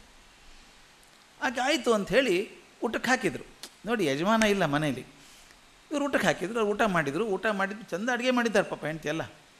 ಊಟ ಮಾಡಿದ ಮೇಲೆ ತಾವೇ ಎಲೆ ತೆಗೆದು ಗೋಮಯ ಮಾಡಿ ಎಲೆ ಬೀಸಾಕ್ಬಿಟ್ಟು ಕೈ ತೊಳ್ಕೊಂಡು ಹೋಗ್ಬಿಟ್ರು. ಈಕೆ ಏನು ಮಾಡಿದ್ರು ಹೆಂಡತಿ ಅಂದರೆ, ಇವರು ಶೂದ್ರರಲ್ವಾ ಮನೆಗೆ ಬಂದವರು ಅಂತ ಹೇಳಿ ತಾ ಮಾಡಿದ ಅಡುಗೆ ಉಳಿದಿತ್ತಲ್ಲ ಅದನ್ನೆಲ್ಲ ಎಲ್ಲ ಹಂಚಿಬಿಟ್ಟು ಮತ್ತು ಅಡುಗೆ ಮನೆಯೆಲ್ಲ ತೊಳೆದು ಮನೆಯೆಲ್ಲ ಗುಡಿಸಿ ಸಾರಿಸಿ ಮತ್ತೊಮ್ಮೆ ತಾನೇ ತಲೆಗೆ ಸ್ನಾನ ಮಾಡಿ ಮತ್ತೆ ಅಡುಗೆ ಮಾಡಬೇಕು ಗಂಡನಿಗೆ ಅಂತ ಕೂತಿದ್ರು. ರಾಮಾನುಜರು ಬಂದರು. ನೀವೆಲ್ಲಿ ಹೋಗಿದ್ರಿ, ನೀನು ಹೋದ ತಕ್ಷಣ ಬಂದಿದ್ರು ಅವರು ಅಂತ. ಏನಾಯಿತು? ಊಟ ಮಾಡಿ ಹೋದರು. ಊಟ ಮಾಡಿ ಹೋದ್ರ? ಒಂದು ಮನೆ ಯಾಕೆ ಹಿಂಗೆ ತೊಳೆದು ಗುಡಿಸಿದ್ಯಾ ನೀನು ಅಂತ ಕೇಳಿದ್ರಂತೆ. ಇಲ್ಲ, ಅವ್ರು ಶೂದ್ರರಲ್ವಾ, ಅದಕ್ಕೆ ಊಟ ಮಾಡಿದ ಮೇಲೆ ನಿಮಗೆ ಬಡಿಸ್ಬಾರ್ದು ಅಂತ ಹೇಳಿ ಮತ್ತು ಬೇರೆ ಅಡುಗೆ ಮಾಡ್ತಾ ಇದ್ದೀನಿ ನಿಮಗೆ ಅಂತ. ಎಷ್ಟು ದುಃಖ ಆಯಿತು ರಾಮಾನುಜಾಚಾರ್ಯರಿಗೆ. ನೀನು ಜಾತಿಯಿಂದ ದೊಡ್ಡವರು ಸಣ್ಣವರು ಅಳಿತೀಯ ನೀನು? ಅವರು ಜ್ಞಾನದಿಂದ ನನಗಿಂತ ದೊಡ್ಡವರಲ್ವಾ, ಅದರ ಗುರುಗಳಲ್ವ ಅವರು, ಯಾಕೆ ಹಿಂಗೆ ಮಾಡಿದೆ ಅಂತ ಹೆಂಡತಿ ಮೇಲೆ ತುಂಬ ಬೇಜಾರು ಮಾಡ್ಕೊಂಡ್ಬಿಟ್ರು. ತುಂಬ ಬೇಜಾರು ಅಂದರೆ ಅಷ್ಟು ಪೂರ್ಣ ಬೇಜಾರು ಮಾಡಿಕೊಂಡ್ರು. ಅವರು ಹೇಳ್ತಾರೆ, one of the reasons as to why you took sannyasa was that. ಸಾಕು ನನಗೆ ಅನಿಸ್ಬಿಡ್ತು, ಈ ಹೋಲಿಕೆ ಇದೆಯಲ್ಲ, ಜಾತಿ ಮೇಲೆ ಹೋಲಿಕೆ, ಇದು ಸರಿಯಲ್ಲ ಅಂತ ಅಂದ್ಕೊಂಡ್ರು. ಆನಂತರ ಕಾಂಚೀಪುರದ ಕಡೆ ಬಂದರು. ಬೇಜಾರು ಮಾಡ್ಕೋಬೇಡಿ, ತಪ್ಪಾಯ್ತು ನನ್ನ ಹೆಂಡತಿ ಕಡೆಯಿಂದ ಬೇಡ್ಕೊಂಡು. ಇಲ್ಲ ಬಿಡು, ಅದೇನು ಪದ್ಧತಿ ಇಲ್ಲ. ಮತ್ತು ಕೆಲವು ಮನೆಯಲ್ಲಿ ಇರುತ್ತಲ್ಲ ಪದ್ಧತಿ, ಅವರೇನು ಬೇಜಾರು ಮಾಡ್ಕೊಂಡಿಲ್ಲ, ಎಲ್ಲವನ್ನೂ ಮೇರಿ ನಿಂತಂಥವ್ರು ಕಾಂಚೀಪುರರು. ಬಿಡು, ಅದಕ್ಕೆ ತಲೆ ಕೆಡಿಸ್ಕೋತೀಯ ನೀನು ಅಂದರು. ರಾಮಾನುಜ ಹೇಳಿದಂತೆ ನಾನು ಕೆಲವು ಸಂದೇಹಗಳಿದ್ದಾವೆ. ನೀವು ದಿನಾಲೂ ವರದರಾಜನ ಹತ್ರ ಮಾತಾಡ್ತೀರಿ ರಾತ್ರಿ, ಇವತ್ತೊಂದಿಷ್ಟು ಪ್ರಶ್ನೆ ಕೇಳ್ತೀನಿ, ದಯವಿಟ್ಟು ಉತ್ತರ ಬರ್ಸ್ಕೊಂಬನ್ನಿ, ಕೇಳ್ಕೊಂಬನ್ನಿ, ನನಗೆ ಹೇಳಿ ನಾಳೆ ಅಂತ. ನಮಗೆ ಇವತ್ತು ಹೇಳಿದಾಗ ಒಂಥರ ಆಭಾಸ ಅನಿಸುತ್ತೆ. ಇದೇನು ರೀ ಅದು, ಕ್ವಶನ್ ಕೇಳೋದು, ಆನ್ಸರ್ ಇಡ್ಸ್ಕೊಂಬರೋದು, ದೇವ್ರು ಹೇಳ್ತಾನ ಅಂತೀವಿ. ಅದು ಶ್ರದ್ಧೆಯ ಕಾಲ. ಶ್ರದ್ಧೆಯ ಕಾಲದಲ್ಲಿ ಆ ಗುರುಗಳು ಹೇಳಿದ್ದನ್ನೇ ಭಗವಂತನ ಬಾಯಿಂದ ಬಂದದ್ದು ಅಂತ ನಂಬಿಕೊಳ್ಳುವಂಥ ಕಾಲ ಅದು. ಕಾಂಚೀಪುರರು ಕೇಳಿದರು, ವರದರಾಜನ ಕೇಳಿ ಪ್ರಶ್ನೆಗಳನ್ನು. ಏನೇನು ಪ್ರಶ್ನೆ ಇದ್ದಾವೆ, ಪ್ರಶ್ನೆ ಯಾವುದು, ಉತ್ತರ ಯಾವುದು. ಮರುದಿವ ಕಾಂಚೀಪುರರು ಹೇಳಿದ್ರಂತೆ, ನೀನು ಕೇಳಿದ್ನಪ್ಪ ನಿನ್ನ ಪ್ರಶ್ನೆಗಳಿಗೆಲ್ಲ ಅದಕ್ಕೆ ವರದರಾಜ ಉತ್ತರ ಕೊಟ್ಟಿದ್ದಾನೆ ಅಂತ ಹೇಳಿದರು.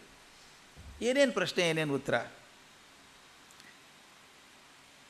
ಪರಬ್ರಹ್ಮ ಮತ್ತು ಜಗತ್ ಕಾರಣದ ಬಗ್ಗೆ ಪ್ರಶ್ನೆ ಕೇಳಿದರು. ಅದಕ್ಕೆ ಉತ್ತರ ಕೊಟ್ಟ ವರದರಾಜ, ನಾನೇ ಪರಬ್ರಹ್ಮ ಮತ್ತು ಜಗತ್ತಿಗೆ ನಾನು ಕಾರಣ. ನಮ್ಮ ವೇದಾಂತ ಇರೋದೇ ಅದರ ಮೇಲೆ. ಭಗವಂತ ಸೃಷ್ಟಿ ಮಾಡಿದ, ಈ ಪ್ರಪಂಚ ಇರಲಿಲ್ಲ, ಭಗವಂತ ಒಬ್ಬನೇ ಇದ್ದ. ಅವನಿಗೂ ಬೇಜಾರಾಗತ್ತಲ್ಲ, ಒಬ್ಬನೇ ಇದ್ದು ಎಷ್ಟು ಅಂತಿರ್ತಾನೆ ಅವನೇ. ಅದಕ್ಕೆ ನಮ್ಮ ಗುಂಡಪ್ಪನ ಸುಮ್ಮನೊಬ್ಬಂಟಿ ಅಂತಿಹುದು, ಆಗಬೇಕು ಅಂತ ಇಬ್ಬರಾದಂತೆ, ಇಬ್ಬರಾಗಿ ಕೋಟಿ ರೂಪದಲ್ಲಿ ಹೊಮ್ಮಿದ ಅಂತ ಹೇಳ್ತಾರೆ. ಕೋಟಿ ಹೊಂದಿದ. ಹಾಗೆ ಭಗವಂತ ಒಬ್ಬನೇ ಇದ್ದ, ಪರಬ್ರಹ್ಮ ಜಗತ್ತಿಗೆ ಕಾರಣ. ಅಹಮೇವ ಪರಂ ತತ್ವಂ ಜಗತ್ ಕಾರಣಂ ಕಾರಣಂ ಅಂತ ಹೇಳಿದ. ಎರಡನೇದು, ಇದು ಬಹಳ ಮುಖ್ಯವಾಗಿ ಬರುವಂಥದ್ದು, ಜೀವಾತ್ಮ ಪರಮಾತ್ಮದಲ್ಲಿ ಭೇದ ಇದೆ ಅಂತ. ವಿಶಿಷ್ಟ ಅದ್ವೈತದ ಮೂಲ. ಮುಂದೆ ದ್ವೈತಕ್ಕೂ ಅದೇ ಬಂತು. ಮುಂದೆ ಜೀವ ಮತ್ತು ಪರಮಾತ್ಮನೊಳಗೆ ಭಿನ್ನ ಭೇದ ಇದೆ ಅಂತ. ಅದಕ್ಕೆ ಅವ್ರು ಹೇಳಿದ್ದು ಏನಂದರೆ, ಕ್ಷೇತ್ರಜ್ಞೇಶ್ವರ ಯೋ ಭೇದ ಸಿದ್ಧ ಏವಹ, ಅಂದರೆ ಜೀವಕ್ಕೂ ಪರಮಾತ್ಮನಿಗೂ ವ್ಯತ್ಯಾಸ ಇದೆ. ಈಗ ಒಬ್ಬ ಚಿನ್ನದ ಕೆಲಸ ಮಾಡ್ತಿರ್ತಾನೆ, ಚಿನ್ನದ ಕೆಲಸ ಮಾಡೋನೇ ಬೇರೆ, ಚಿನ್ನದ ವಸ್ತುವೇ ಬೇರೆ.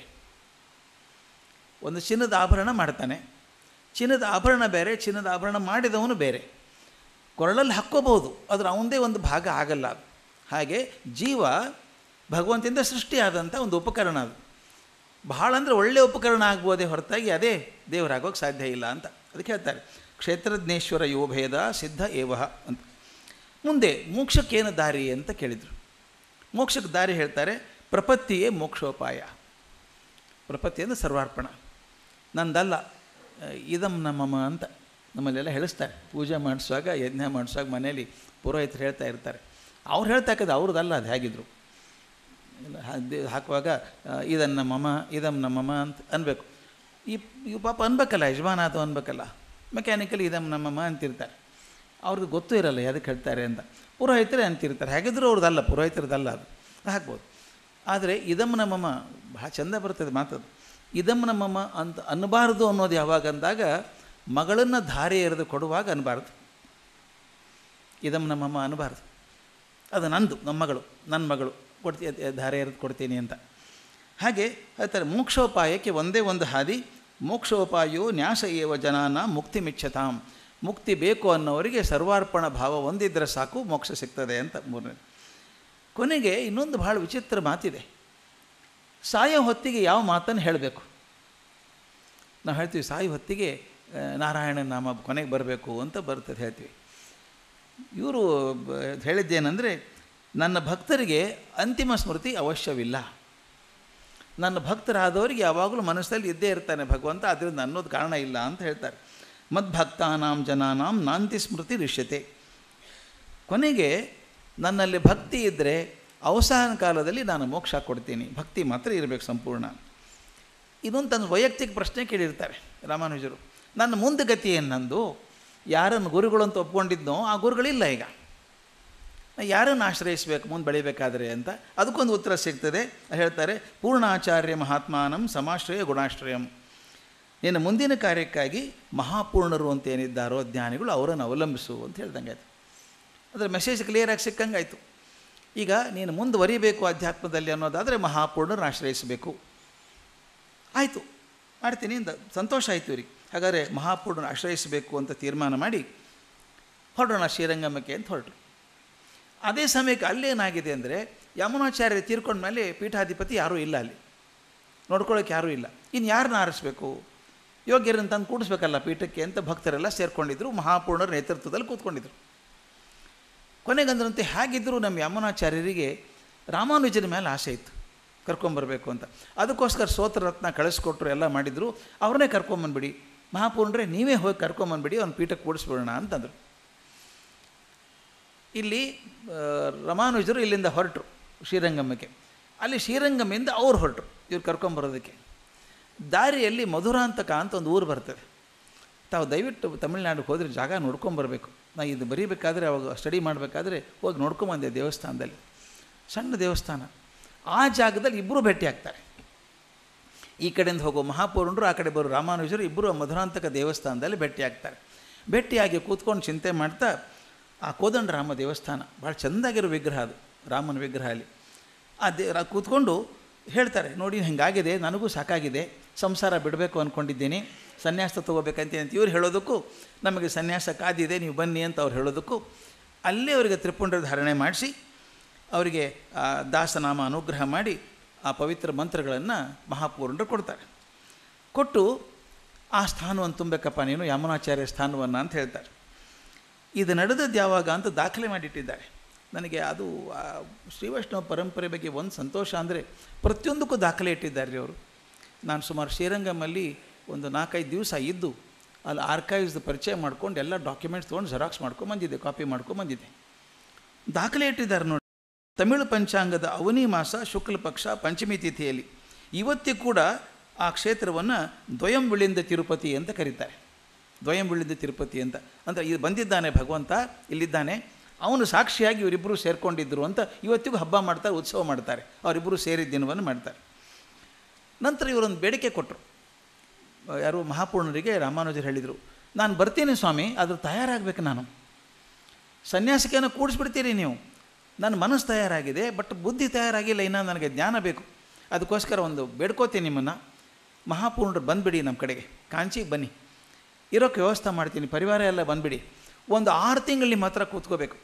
ನನಗೆ ಸಂಸ್ಕೃತ ಸಾಹಿತ್ಯ ಎಲ್ಲ ಗೊತ್ತಿದೆ, ವೇದಾಂತ ಗೊತ್ತಿದೆ ನನಗೆ, ಆದರೆ ತಮಿಳು ಪರಂಪರೆ ಗೊತ್ತಿಲ್ಲ. ನಾನು ಹೇಳಿದ ಹಾಗೆ ಅಳ್ವಾರರು ಬರೆದದ್ದೆಲ್ಲ ತಮಿಳಲ್ಲಿರೋದು, ಅವು ನನಗೆ ಗೊತ್ತಿಲ್ಲ. ನಾಲಾಯಿರಂ ಅಂತ ಹೇಳಿದೆ ನಾನು, ಆ ನಾಲಾಯಿರಂ ಗೊತ್ತಿಲ್ಲ, ನಾನು ಕಲಿಸ್ಕೊಡ್ಬೇಕು. ನೀವು ಒಂದು 6 ತಿಂಗಳು ನಾನು ಪ್ರಯತ್ನ ಮಾಡಿ, ಅದಾದಮೇಲೆ ಸನ್ಯಾಸ ತೊಗೋತೀನಿ.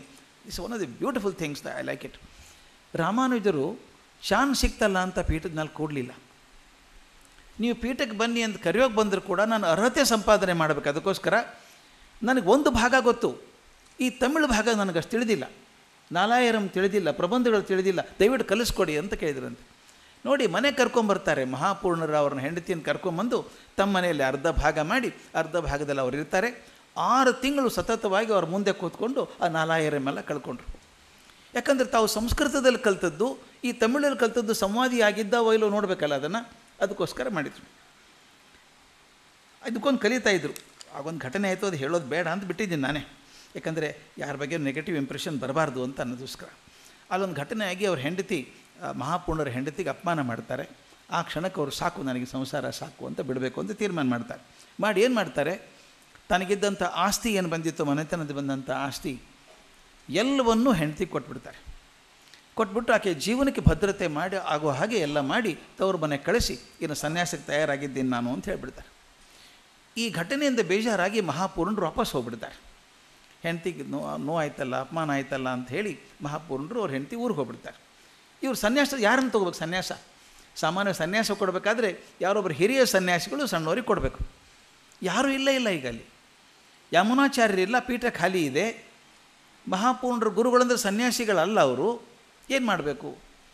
ಇದು ನಾನು ಹೇಳೋದು ಸ್ವಾಮಿ, ಬೇರೆ ಪ್ರಾಣಿಗಳಿಗೆ ಹಾದಿ ಬೇಕು, ಸಲಗಕ್ಕೆ ಹಾದಿ ಬೇಕಾಗಿಲ್ಲ. ಹೋದದ್ದೇ ದಾರಿ ಅಲ್ವಾ? ಸಲಗ ಹೋದರೆ ದಾರಿ ಮಾಡ್ಕೊಂಡು ಹೋಗುತ್ತೆ. ಹಾಗೆ ರಾಮಾನುಜರು ಏನು ಮಾಡಿದರು, ನನ್ನ ಗುರುಗಳು ಯಮುನಾಚಾರ್ಯರು ಅಂತ ಒಪ್ಕೊಂಡ್ಬಿಟ್ಟಿದ್ದೀನಿ, ಅವರ ಸ್ಮರಣೆಯಲ್ಲಿ ನಾನು ಸನ್ಯಾಸ ತಗೋತೀನಿ ಅಂದ್ಬಿಟ್ರು. ಸರಸರ ಒಂದು ಶಿಷ್ಯವರಿಂದ ಕರ್ಕೊಂಡ್ರು. ಕಮಂಡಲು, ಕಾಷಾಯ, ತ್ರಿದಂಡ, ಜಲಪವಿತ್ರ, ಯಜ್ಞೋಪವಿತ, ಗೋಪುಚ್ಛ ಎಲ್ಲ ತೊಗೊಂಡ್ಬಿಟ್ಟು ಕಾಂಚಿ ಗುಡಿಗೆ ಹೋಗಿ ಅಲ್ಲಿ ಪುಷ್ಕರಣಿಯಲ್ಲಿ ಸ್ನಾನ ಮಾಡಿ, ಅನಂತ ಸರಸ್ಸು ಅಂತ ಒಂದಿದೆ, ಆ ಕಲ್ಯಾಣಿಯಲ್ಲಿ ಸ್ನಾನ ಮಾಡಿದರು. ತಾವೇ ದೀರ್ಘದ ನಮಸ್ಕಾರ ಹಾಕಿ ಈ ಕ್ಷಣಕ್ಕೆ ನಾನು ಸನ್ಯಾಸಿ ಆದೆ ಅಂತ ಡಿಕ್ಲೇರ್ ಮಾಡ್ಕೊಂಬಿಟ್ಟು ಸೀದಾ ಗುಡಿಗೆ ಬಂದರು. ಗುಡಿಗೆ ಬಂದಾಗ ಕೆಲವು ನಾವು ಪವಾಡಗಳನ್ನ ಹೇಳ್ತಿಲ್ಲ, ನಂಬಬೇಕು ಬಿಡಬೇಕು, ನಂಬಿಬಿಟ್ಟಿದ್ದು. ಅಂದರೆ ಭಕ್ತಿಯ ಉತ್ಕಟತೆಯಲ್ಲಿ ಕೆಲವು ಮಾತುಗಳು ಹಾಗೆ ಬರ್ತದೆ. ಅವ್ರು ಹೋದಾಗ ತಾನೇ ಗಂಟೆ ಬಡಿಯೋಕ್ಕೆ ಶುರು ಆಯ್ತಂತೆ ದೇವಸ್ಥಾನದಲ್ಲಿ. ತಾನೇ ಮಂಗಳಾರತಿ ಆದಂಗೆ ಆಯಿತು. ವರದರಾಜ ಮಾತು ಕೊಟ್ಟಂಗಾಯಿತು. ಕಾಂಚೀಪುರರು ಒಳಗಿಂದ ಬಂದರಂತೆ. ಬಂದು ವರದರಾಜನ ಅಪ್ಪಣೆ ಆಗಿದೆ, ನಿನ್ನ ಸನ್ಯಾಸ ಒಪ್ಪಿತಾಯಿತು, ನಿನಗೆ ಯತಿರಾಜ ಅಂತ ಬಿರುದು ಕೊಟ್ಟಿದ್ದಾರೆ ಅಂತ ಹೇಳಿದ್ರಂತೆ. ಅವತ್ತಿಂದ ಯತಿರಾಜರಾದರು. ಯತಿರಾಜರಾಗಿ ಅವ್ರು ಸಂಬೋಧನೆ ಮಾಡಿ ಒಂದು ಸ್ತೋತ್ರ ಮಾಡಿದ್ರಂತೆ ಕಾಂಚೀಪುರರು. ರಾಮಾನುಜಾಯ ನಾಥಾಯ ಯತೀಂದ್ರಾಯ ಮಹಾತ್ಮನೆ ಕೃಪಾಪಾತ್ರ ಪ್ರಸನ್ನಾಯ ಲಕ್ಷ್ಮಣಾರ್ಯಾಯತೇ ನಮಃ ಅಂತ. ಲಕ್ಷ್ಮಣಾರ್ಯಾಯತೇ ನಮಃ. ಲಕ್ಷ್ಮಣ ಅವನು ರಾಮಾನುಜ ಅಂತ ಹೇಳಿ ಮಾಡಿದ್ದು. ರಾಮಾನುಜ ಸಂಸಾರ ತೊಗೊಂಡ್ಬಿಟ್ರು. ಸಂಸಾರ ಬಿಟ್ಟು ಸನ್ಯಾಸ ತೊಗೊಂಡ್ರು. ಅವರು ಸನ್ಯಾಸ ತೊಗೊಂಡಿದ್ದಾರೆ ಅನ್ನೋ ಸುದ್ದಿ ಎಲ್ಲ ಕಡೆ ಹಬ್ಬೋಕ್ಕೆ ಶುರು ಆಯಿತು. ಮೊದಲೇ ಪ್ರಖರವಾದ ಮಾತುಗಾರ, ವಾಗ್ಮಿ, ತುಂಬ ಚೆನ್ನಾಗಿ ತಿಳ್ಕೊಂಡವರು, ನೋಡೋಕೆ ವ್ಯಕ್ತಿತ್ವನೂ ಅದ್ಭುತವಾದಂಥ ವ್ಯಕ್ತಿತ್ವ. ಅವ್ರು ಸನ್ಯಾಸ ತೊಗೊಂಡಿದ್ದಾರೆ ಗೊತ್ತಾದ ಮೇಲೆ ದೂರದಿಂದ ಜನ ಬರೋಕ್ಕೆ ಶುರು ಆದರು ಗುರುಗಳನ್ನು ನೋಡಬೇಕು ಅಂತ. ಯಾವ ಮಠಕ್ಕೆ ಸನ್ಯಾಸಿ ಇವರು? ಇಲ್ಲ, ಯಾವ ಮಠನೂ ಇಲ್ಲ. ಯಾಕಂದರೆ ಶ್ರೀರಂಗಮಕ್ಕೆ ಹೋಗಿಲ್ಲ, ಅಲ್ಲಿ ಪೀಠಕ್ಕೆ ಕೂಡಿಸಿಲ್ಲ ಯಾರು, ಆದರೆ ಇಲ್ಲಿ ತೊಗೊಂಡ್ಬಿಟ್ಟಿದ್ದಾರೆ ಸನ್ಯಾಸ. ಆವಾಗ ರಾಮಾನುಜರ ಪೂರ್ವಾಶ್ರಮದ ಸಹೋದರಿ ಮಗ ದಾಶರಥಿ ಅನ್ನೋ ಹುಡುಗ ಬರ್ತಾನೆ. ಇದು ನಾನು ಭಾಳ ಮುಖ್ಯವಾಗಿ ಹೇಳಬೇಕಾದ್ದು. ದಾಶರಥಿ ಅನ್ನೋನು ಬಂದು, ಅಣ್ಣ ನಾನು ನಿನ್ನ ಜೊತೆಗಿರ್ತೀನಿ, ಸನ್ಯಾಸ ತೊಗೊಂಡಿದ್ದಾರೆ, ಶಿಷ್ಯನಾಗಿರ್ತೀನಿ. ಮೊದಲನೇ ಶಿಷ್ಯ. ಇನ್ನೊಬ್ಬ ಹುಡುಗ, ಅವನು ಸಂಬಂಧಿಕರಾಗಿದ್ದವನು, ಒಂದು ಬಹಳ ಹಾರಿಯತ ಗೋತ್ರದ ಅನಂತ ಭಟ್ರು ಅಂತಿದ್ದರು, ಅವ್ರ ಮಗ. ಅವ ಕೂರನಾಥ ಅಂತ, ಮುಂದೆ ಅಳ್ವಾರ ಆಗ್ತಾನೆ, ಕೂರತ್ ಅಳ್ವಾರ ಅಂತ ಆಗ್ತಾನೆ. ಆ ಕೂರನಾಥ ಇಬ್ಬರು ಶಿಷ್ಯರಾದರು.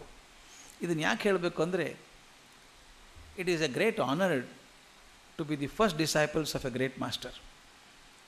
ಗುರುವಿನ ಮೊದಲನೇ ಶಿಷ್ಯ ಆಗೋದು ಪುಣ್ಯ. ಅದು ಎಲ್ಲ ಕಡೆಯೂ ಹೀಗೆ ಆದದ್ದು. ಯಾವ ಪರಂಪರೆಯಲ್ಲಿ ತೊಗೊಂಡ್ರೂ ಹಾಗೇ. ಮೊದಲನೇ ಶಿಷ್ಯ ಯಾವಾಗಲೂ ಬಹಳ ಮುಖ್ಯ. ವಿವೇಕಾನಂದರು ಹೇಗೆ ಮೊದಲನೇ ಶಿಷ್ಯನ ಪಡ್ಕೊಂಡ್ರು, ಗುಣಾನಂದರು ಪಡ್ಕೊಂಡದ್ದು ಹೇಗೆ. ಅಳ್ವಾರ್ ಅಂತ ಸ್ಟೇಷನ್ನು ರಾಜಸ್ಥಾನದಲ್ಲಿ. ವಿವೇಕಾನಂದರು ಬರ್ತಾ ಇದ್ದಾರೆ, ಬಿಡಿ ಸನ್ಯಾಸಿ. ಆವಾಗ ನಿಂತು ಪ್ಲ್ಯಾಟ್ಫಾರ್ಮಲ್ಲಿ ಟ್ರೈನ್ ನಿಂತ್ಕೊಳ್ತು. ತಿರುಗಣಿ ತಂಬಿಗೆ, ಅವಾಗೆಲ್ಲ ನಮ್ಮ ನೆನಪಿರ್ಬೇಕು, ಸಣ್ಣಂದಿರ್ತಾಯಿತ್ತು. ತಿರುಗಣಿ ತಂಬಿಗೆ ನೀರು ತುಂಬ್ಕೋಬೇಕು ಅಂತ ಹೋದರು ಸ್ಟೇಷನಲ್ಲಿ ನೀರು ತುಂಬ್ಕೊಳ್ಳೋಕ್ಕೆ. ಒಬ್ಬ ಸ್ಟೇಷನ್ ಮಾಸ್ಟ್ರು, ಸಣ್ಣ ಹುಡುಗ, ಅವನು ನೋಡಿದ ಸನ್ಯಾಸಿನ, ಕಣ್ಣು ನೋಡಿದ. ಎಂಥ ಪ್ರಖರವಾದ ಕಣ್ಣಲ್ಲ ಇವು, ಅದ್ಭುತ ಕಣ್ಣಿದ್ದಾವೆ. ಬಂದು ಕೇಳಿದಂತೆ, ಯಾರು ನೀವು, ಎಲ್ಲಿ ಹೋಗ್ತಿದ್ದೀರಿ? ಹೀಗೆ ಹೋಗ್ತಿದ್ದೀನಪ್ಪ, ಇಂಥ ಸ್ಟೇಷನ್ಗೆ ಹೋಗಬೇಕು ಅಂತ. ಆತ ಕೇಳಿದಂತೆ, ಒಂದು ದಿವಸ ಎಲ್ಲಿ ಉಳ್ಕೊಳ್ಳೋಕ್ಕಾಗತ್ತಾ? ನಾನು ವ್ಯವಸ್ಥೆ ಮಾಡ್ತೀನಿ ಇಳ್ಕೊಳ್ಳೋಕ್ಕೆ. ಅಲ್ಲಪ್ಪ, ನಾನು ಇಳ್ಕೊತೀನಿ, ಆದರೆ ಮುಂದಿನ ಸ್ಟೇಷನ್ ಟಿಕೆಟ್ ಯಾರು ಕೊಡೋರು? ನಾನು ಕೊಡಿಸ್ತೀನಿ ಸ್ವಾಮಿ, ಮುಂದಿನ ಸ್ಟೇಷನ್ ಟಿಕೆಟ್ ನಾನು ಕೊಡಿಸ್ತೀನಿ, ಬನ್ನಿ. ಇಳ್ಕೊಂಬಿಟ್ರಿ ಇವರು. ಸನ್ಯಾಸಿಗಳಿದ್ರೆ ಹಾಗೇನೆ, ಎಲ್ಲಿ ಹೋಗ್ಬೇಕಂತ ಇಳ್ಕೊಂಡ್ರು. ಇವನು ಮನೆ, ಸ್ಟೇಷನ್ ಮಾಸ್ತರ್ ಮನೆ ಸ್ಟೇಷನ್ ಹಿಂಭಾಗದಲ್ಲಿ ಇರುತ್ತಲ್ಲ, ಅಲ್ಲಿ ಇಳಿಸಿದ್ರು. ನೀವು ಸ್ವಲ್ಪ ನೋಡ್ತಾ ಇರಿ, ಇನ್ನೊಂದು ಸ್ಟೇಷನ್ ಟ್ರೈನ್ ಬರ್ತಾಯಿದೆ, ನಾನು ಸಿಗ್ನಲ್ ಕೊಟ್ಟು ಬರ್ತೀನಿ ಅಂತ ಹೋದಾತ. ನೀವು ಸ್ನಾನ ಗೀನ ಮಾಡಿ ಪೂಜೆ ಮಾಡಿ ಕೂತೀರಿ ಅಂತ. ವಿವೇಕಾನಂದರು ಸ್ನಾನ ಮಾಡಿ ಹಣೆಗೆಲ್ಲ ವಿಭೂತಿ ಪಡ್ಕೊಂಡು ಜೋರಾಗಿ ಹಾಡ್ತಾಯಿದ್ರು. ಅದ್ಭುತ ಧ್ವನಿ ಅವರು. ಆ ಧ್ವನಿಯಲ್ಲಿ ತನಗೆ ಗೊತ್ತಿರೋ ಸ್ತೋತ್ರಗಳನ್ನು ಹೇಳ್ಕೊತಾ ಇದ್ರು ಜೋರಾಗಿ. ಇವನು ಬಂದ, ಬೇರೆ ಟ್ರೈನಿಗೆ ಸಿಗ್ನಲ್ ಕೊಟ್ಟು ಬಂದ. ಹೊರಗಡೆ ನಿಂತು ನೋಡ್ತಾನೆ, ಅದ್ಭುತವಾದ ಹಾಡ್ತಿದ್ದಾರೆ ಇವರು. ಆ ಹಾಡು ಹೇಗಿತ್ತು ಅಂದರೆ, ಬೆಂಗಾಲಿ ಹಾಡು. ನನ್ನ ಪ್ರಿಯೆ ನನ್ನ ಬಳಿಗೆ ಬಂದಾಗ ವಿಭೂತಿ ಪಡ್ಕೊಂಬರಬೇಕು ಅಂತ ಒಂದು ಹಾಡು, ಬೆಂಗಾಲಿ ಹಾಡೋದು. ನನ್ನ ಪ್ರಿಯೆ ನನ್ನೆಡೆಗೆ ಬರುವಾಗ ವಿಭೂತಿ ಹಚ್ಕೊಂಬರಲಿ ಅಂತ. ಏನು ಅನ್ನಿಸ್ತೋ ಗೊತ್ತಿಲ್ಲ ಇವನಿಗೆ. ಮತ್ತು ವಾಪಸ್ ಹೋಗ್ಬಿಟ್ಟ ಹುಡುಗ. ಹೋಗಿ ಒಂದು ತಾಸಿನ ನಂತರ ಬಂದ. ಇವ್ರು ಹಾಡ್ಕೊಂಡೇ ಕೂತಿದ್ದಾರೆ ಹಾಗೇನೆ. ಒಂದು ತಾಸಿಗೆ ಬಂದ. ಈಗ ಅವನಿಗೆ ಸ್ಟೇಷನ್ ಮಾಸ್ಟರ್ ಡ್ರೆಸ್ ಇಲ್ಲ ಅವನಿಗೆ, ಆ ಕೋಟು ಪ್ಯಾಂಟು ಟೈ ಬ್ಯಾಜು ಏನೂ ಇಲ್ಲ. ಪಂಚೆ ಉಟ್ಕೊಂಡು ಹೆಗಲ ಮೇಲೆ ಪಂಚೆ ಹಾಕೊಂಡು ಬಂದಿದ್ದಾನೆ. ದೀರ್ಘದಂಡ ನಮಸ್ಕಾರ ಮಾಡಿದ. ಸ್ವಾಮಿ ಗುರುಗಳೇ, ನಾನು ಸ್ಟೇಷನ್ ಮಾಸ್ಟರ್ ಕೆಲಸಕ್ಕೆ ರಾಜೀನಾಮೆ ಕೊಟ್ಟಿದ್ದೀನಿ, ಇನ್ನು ನಾನೇನು ಶಿಷ್ಯ ಆಗಿ ಬಂದುಬಿಡ್ತೀನಿ ನಿಮ್ಮ ಜೊತೆಗೆ ಅಂತ. ಅವರಂದ್ರು, ಅಯ್ಯೋ ಕರ್ಮವೇ, ನನ್ನ ಹೊಟ್ಟೆ ಹೊರ್ಕೊಳ್ಳೋದ ಕಷ್ಟ ನನಗೆ, ನಿಂದೊಂದು ಎಲ್ಲಿ ಹಾಕಲಪ್ಪ ಅಂದರು ಅವರು. ಅದೇನು ಗೊತ್ತಿಲ್ಲ, ಬಂದುಬಿಡ್ತೀನಿ ನಾನು ನಿಮ್ಮ ಜೊತೆ ಅಂತ. ಹೋಗೇ ಬಿಟ್ಟು ಅವ್ನು ಶಿಷ್ಯ ಆಗಿ. ಅದಕ್ಕೆ ಇಂಗ್ಲೀಷಲ್ಲಿ ಭಾಳ ಚಂದ ಬರೀತಾರೆ, the next train took the monk and also the old station master together ಅಂತ. ಮಾತಿಲ್ಲ, ಕತೆ ಇಲ್ಲ. ಅದಕ್ಕೆ ಒಂದು ಇಂಗ್ಲೀಷಲ್ಲಿ ದೊಡ್ಡ ಮಾತಿದೆ, ಮೊದಲನೇ ಶಿಷ್ಯ ಬರೋದು, there is no communication between the master and the disciple, there is only communion between the master and the disciple. ಮಾತಿಲ್ಲದ ಸಂವಾದ ಇದೆಯಲ್ಲ, ಕಮ್ಯೂನಿಯನ್, ಅದು ಭಾಳ ಮುಖ್ಯ. ಯಾವಾಗಲೂ ಮೊದಲೇ ಶಿಷ್ಯನ ಜೊತೆಗೆ ಆಗೋದು. ಮೊದಲೇ ಶಿಷ್ಯ ಭಾವಾವೇಶದಿಂದ ಬಂದುಬಿಡ್ತಾನೆ ಶಿಷ್ಯನಾಗಿ. ಅಲ್ಲಿ ಅವನ ಕಡೆ ಹೇಳಿಸ್ಕೊಳ್ಳೋದು ಕಲ್ಕೊಳ್ಳೋದು ಏನೂ ಇರಲ್ಲ, ಬಂದುಬಿಡ್ತಾನೆ ಅವನು. ಇದೇ ಥರ ಕ್ರಿಶ್ಚಿಯನ್ನಲ್ಲೂ ಹಾಗೇ ಇದೆ. ಯೇಸು ಕ್ರಿಸ್ತ ಮೊದಲೇ ಶಿಷ್ಯನ ಪಡ್ಕೊಂಡದ್ದು ಹಾಗೇನೆ. ಒಬ್ಬ ಮೀನುಗಾರ ಮೀನು ಹಿಡಿಬೇಕು ಅಂತ ಕೂತಿದ್ದಾನೆ, ಕೆರೆಯಲ್ಲಿ ಕೂತಿದ್ದಾನೆ, ಹುಳ ಹಾಕಿ ಕೂತಿದ್ದಾನೆ, ಹಗ್ಗ ಬಿಟ್ಟು ಕೂತಿದ್ದಾನೆ, ಮೀನು ಬೀಳುತ್ತೆ ಅಂತ ಬಲೆಗೆ. ಮಧ್ಯಾಹ್ನವರೆಗೆ ಕೂತ ಏನೂ ಬೀಳಲಿಲ್ಲ ಮೀನು, ಹಾಗೆ ಕೂತಿದ್ದ ಬೇಜಾರಾಗಿ. ಆಗ ಯಾರೋ ಬಂದು ಹೆಗಲ ಮೇಲೆ ಕೈ ಇಟ್ಟಂಗೆ ಆಯ್ತಂತೆ. ಯಾರು ಅಂತ ತಿರುಗಿ ನೋಡಿದ, ಒಬ್ಬ ಹುಡುಗ, ಸ್ವಲ್ಪ ಗಡ್ಡ, ಅಪಾರ ಕರುಣೆ ತುಂಬಿದಂಥ ಕಣ್ಣು.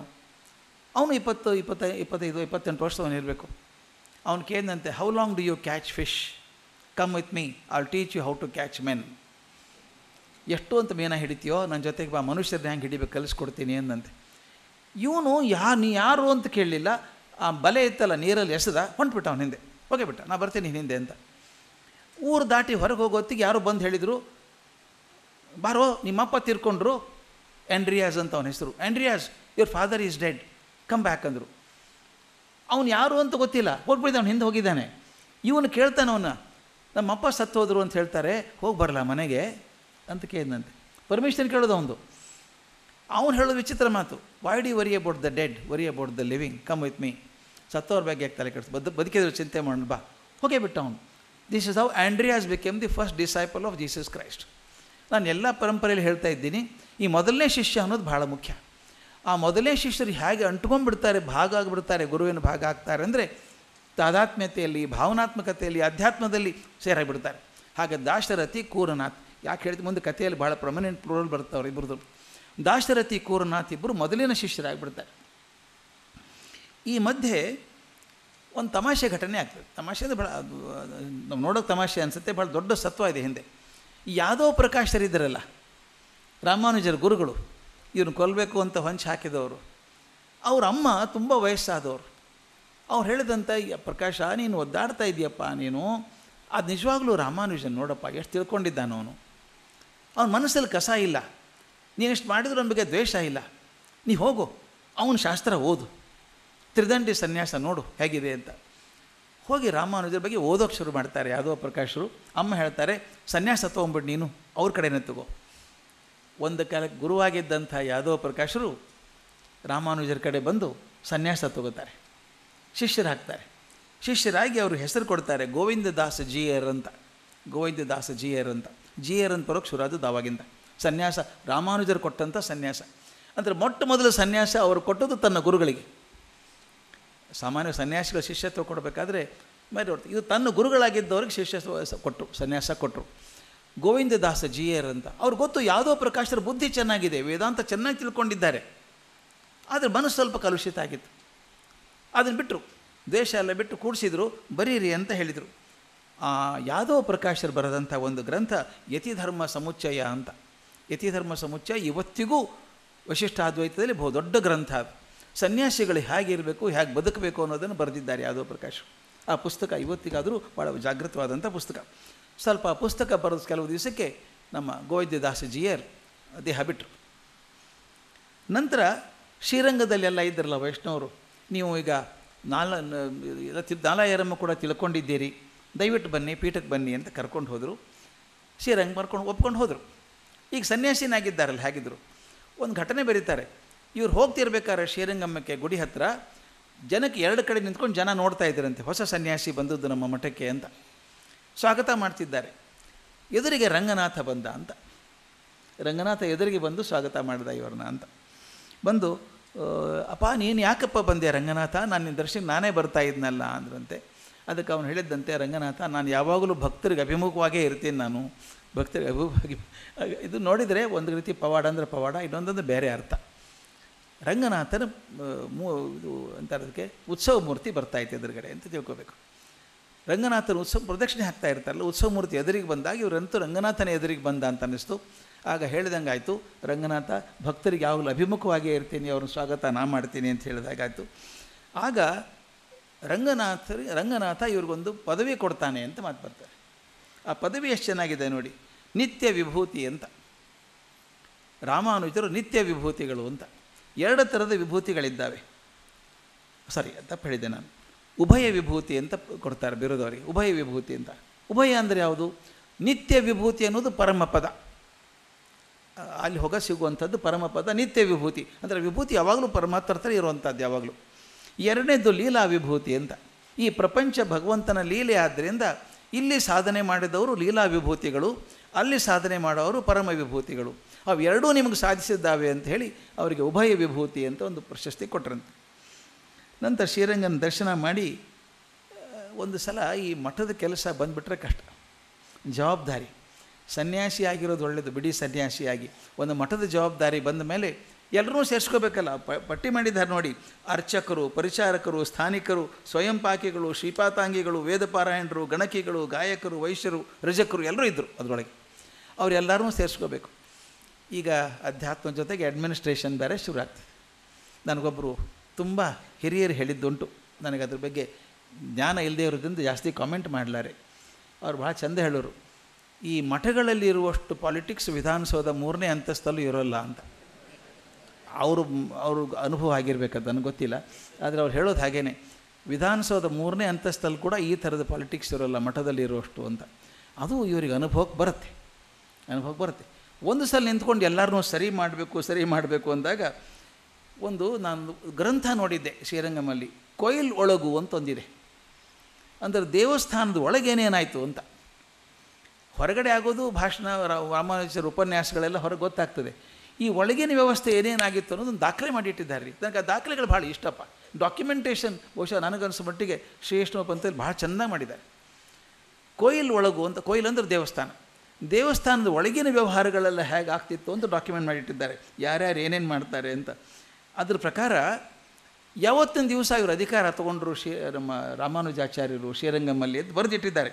ಶಾಲಿವಾನ ಶಕವರ್ಷ ವಿಕ್ರಮ ಸಂವತ್ಸರ ವೈಶಾಖ ಮಾಸ ಶುದ್ಧ ಪೌರ್ಣಮಿ ದಿನ, ಅಂದರೆ ನಮ್ಮ ಕ್ಯಾಲೆಂಡರ್ ಪ್ರಕಾರ 1041ನೇ ಇಸ್ವಿ. ಅಂದರೆ ಆಗ ರಾಮಾನುಜರಿಗೆ 24 ವರ್ಷ ವಯಸ್ಸು. 24 ವರ್ಷಕ್ಕೆ ಶ್ರೀರಂಗದ ಪೀಠವನ್ನು ತಗೊಂಡ್ರು. ಆಗ ಕೂಡ ಅವರು ಮಹಾಪೂರ್ಣರನ್ನ ಶಿಷ್ಯರು ಅಂತನಿಲ್ಲ, ಗುರುಗಳೇ ಅಂತ ಅಂದ್ಕೊಂಡ್ರು. ಸನ್ಯಾಸಿ ಆದರೂ ಕೂಡ ಅವರಿಂದ ಮಾರ್ಗದರ್ಶನ ತಗೊಂಡು ದ್ವಯಮಂತ್ರಾರ್ಥ ಅಂತ ಕರೀತಾರೆ. ಅಂದರೆ ಅದ್ವೈತದಲ್ಲೇನಿತ್ತು, ವಿಶಿಷ್ಟಾದ್ವೈತದಲ್ಲೇನಿದೆ, ಎರಡನ್ನೂ ಕಲಿಬೇಕು, ಸರಿಯಾಗಿ ಕಲಿಬೇಕು. ನೀವು ಒಂದು ಹೊಸದನ್ನು ಸ್ಥಾಪನೆ ಮಾಡುವಾಗ ಹಿಂದಿನ ಬಿಟ್ಟಾಗ ಅದು ಏನು ಅಂತ ಗೊತ್ತಾಗಬೇಕಲ್ಲ. ಅದಕ್ಕೆ ಅದ್ವೈತವನ್ನು ಚೆನ್ನಾಗಿ ಸ್ಟಡಿ ಮಾಡಿದ್ರಂತೆ. ಗೀತಾರ್ಥ ಸಂಗ್ರಹ, ವ್ಯಾಸ ಸ್ತೋತ್ರಗಳನ್ನು, ಪಂಚರಾತ್ರಾಗಮ ಇವೆಲ್ಲ ಅಧ್ಯಯನ ಮಾಡಿದ್ರಂತೆ. ಈಗ ಒಂದು ಘಟನೆ ಆಗತ್ತೆ, ಇದು ರಾಮಾನುಜರ ಜೀವನದಲ್ಲಿ ಹೈ ಪಾಯಿಂಟ್ ಅಂತ ಕರೆಯೋದು ನಾನು.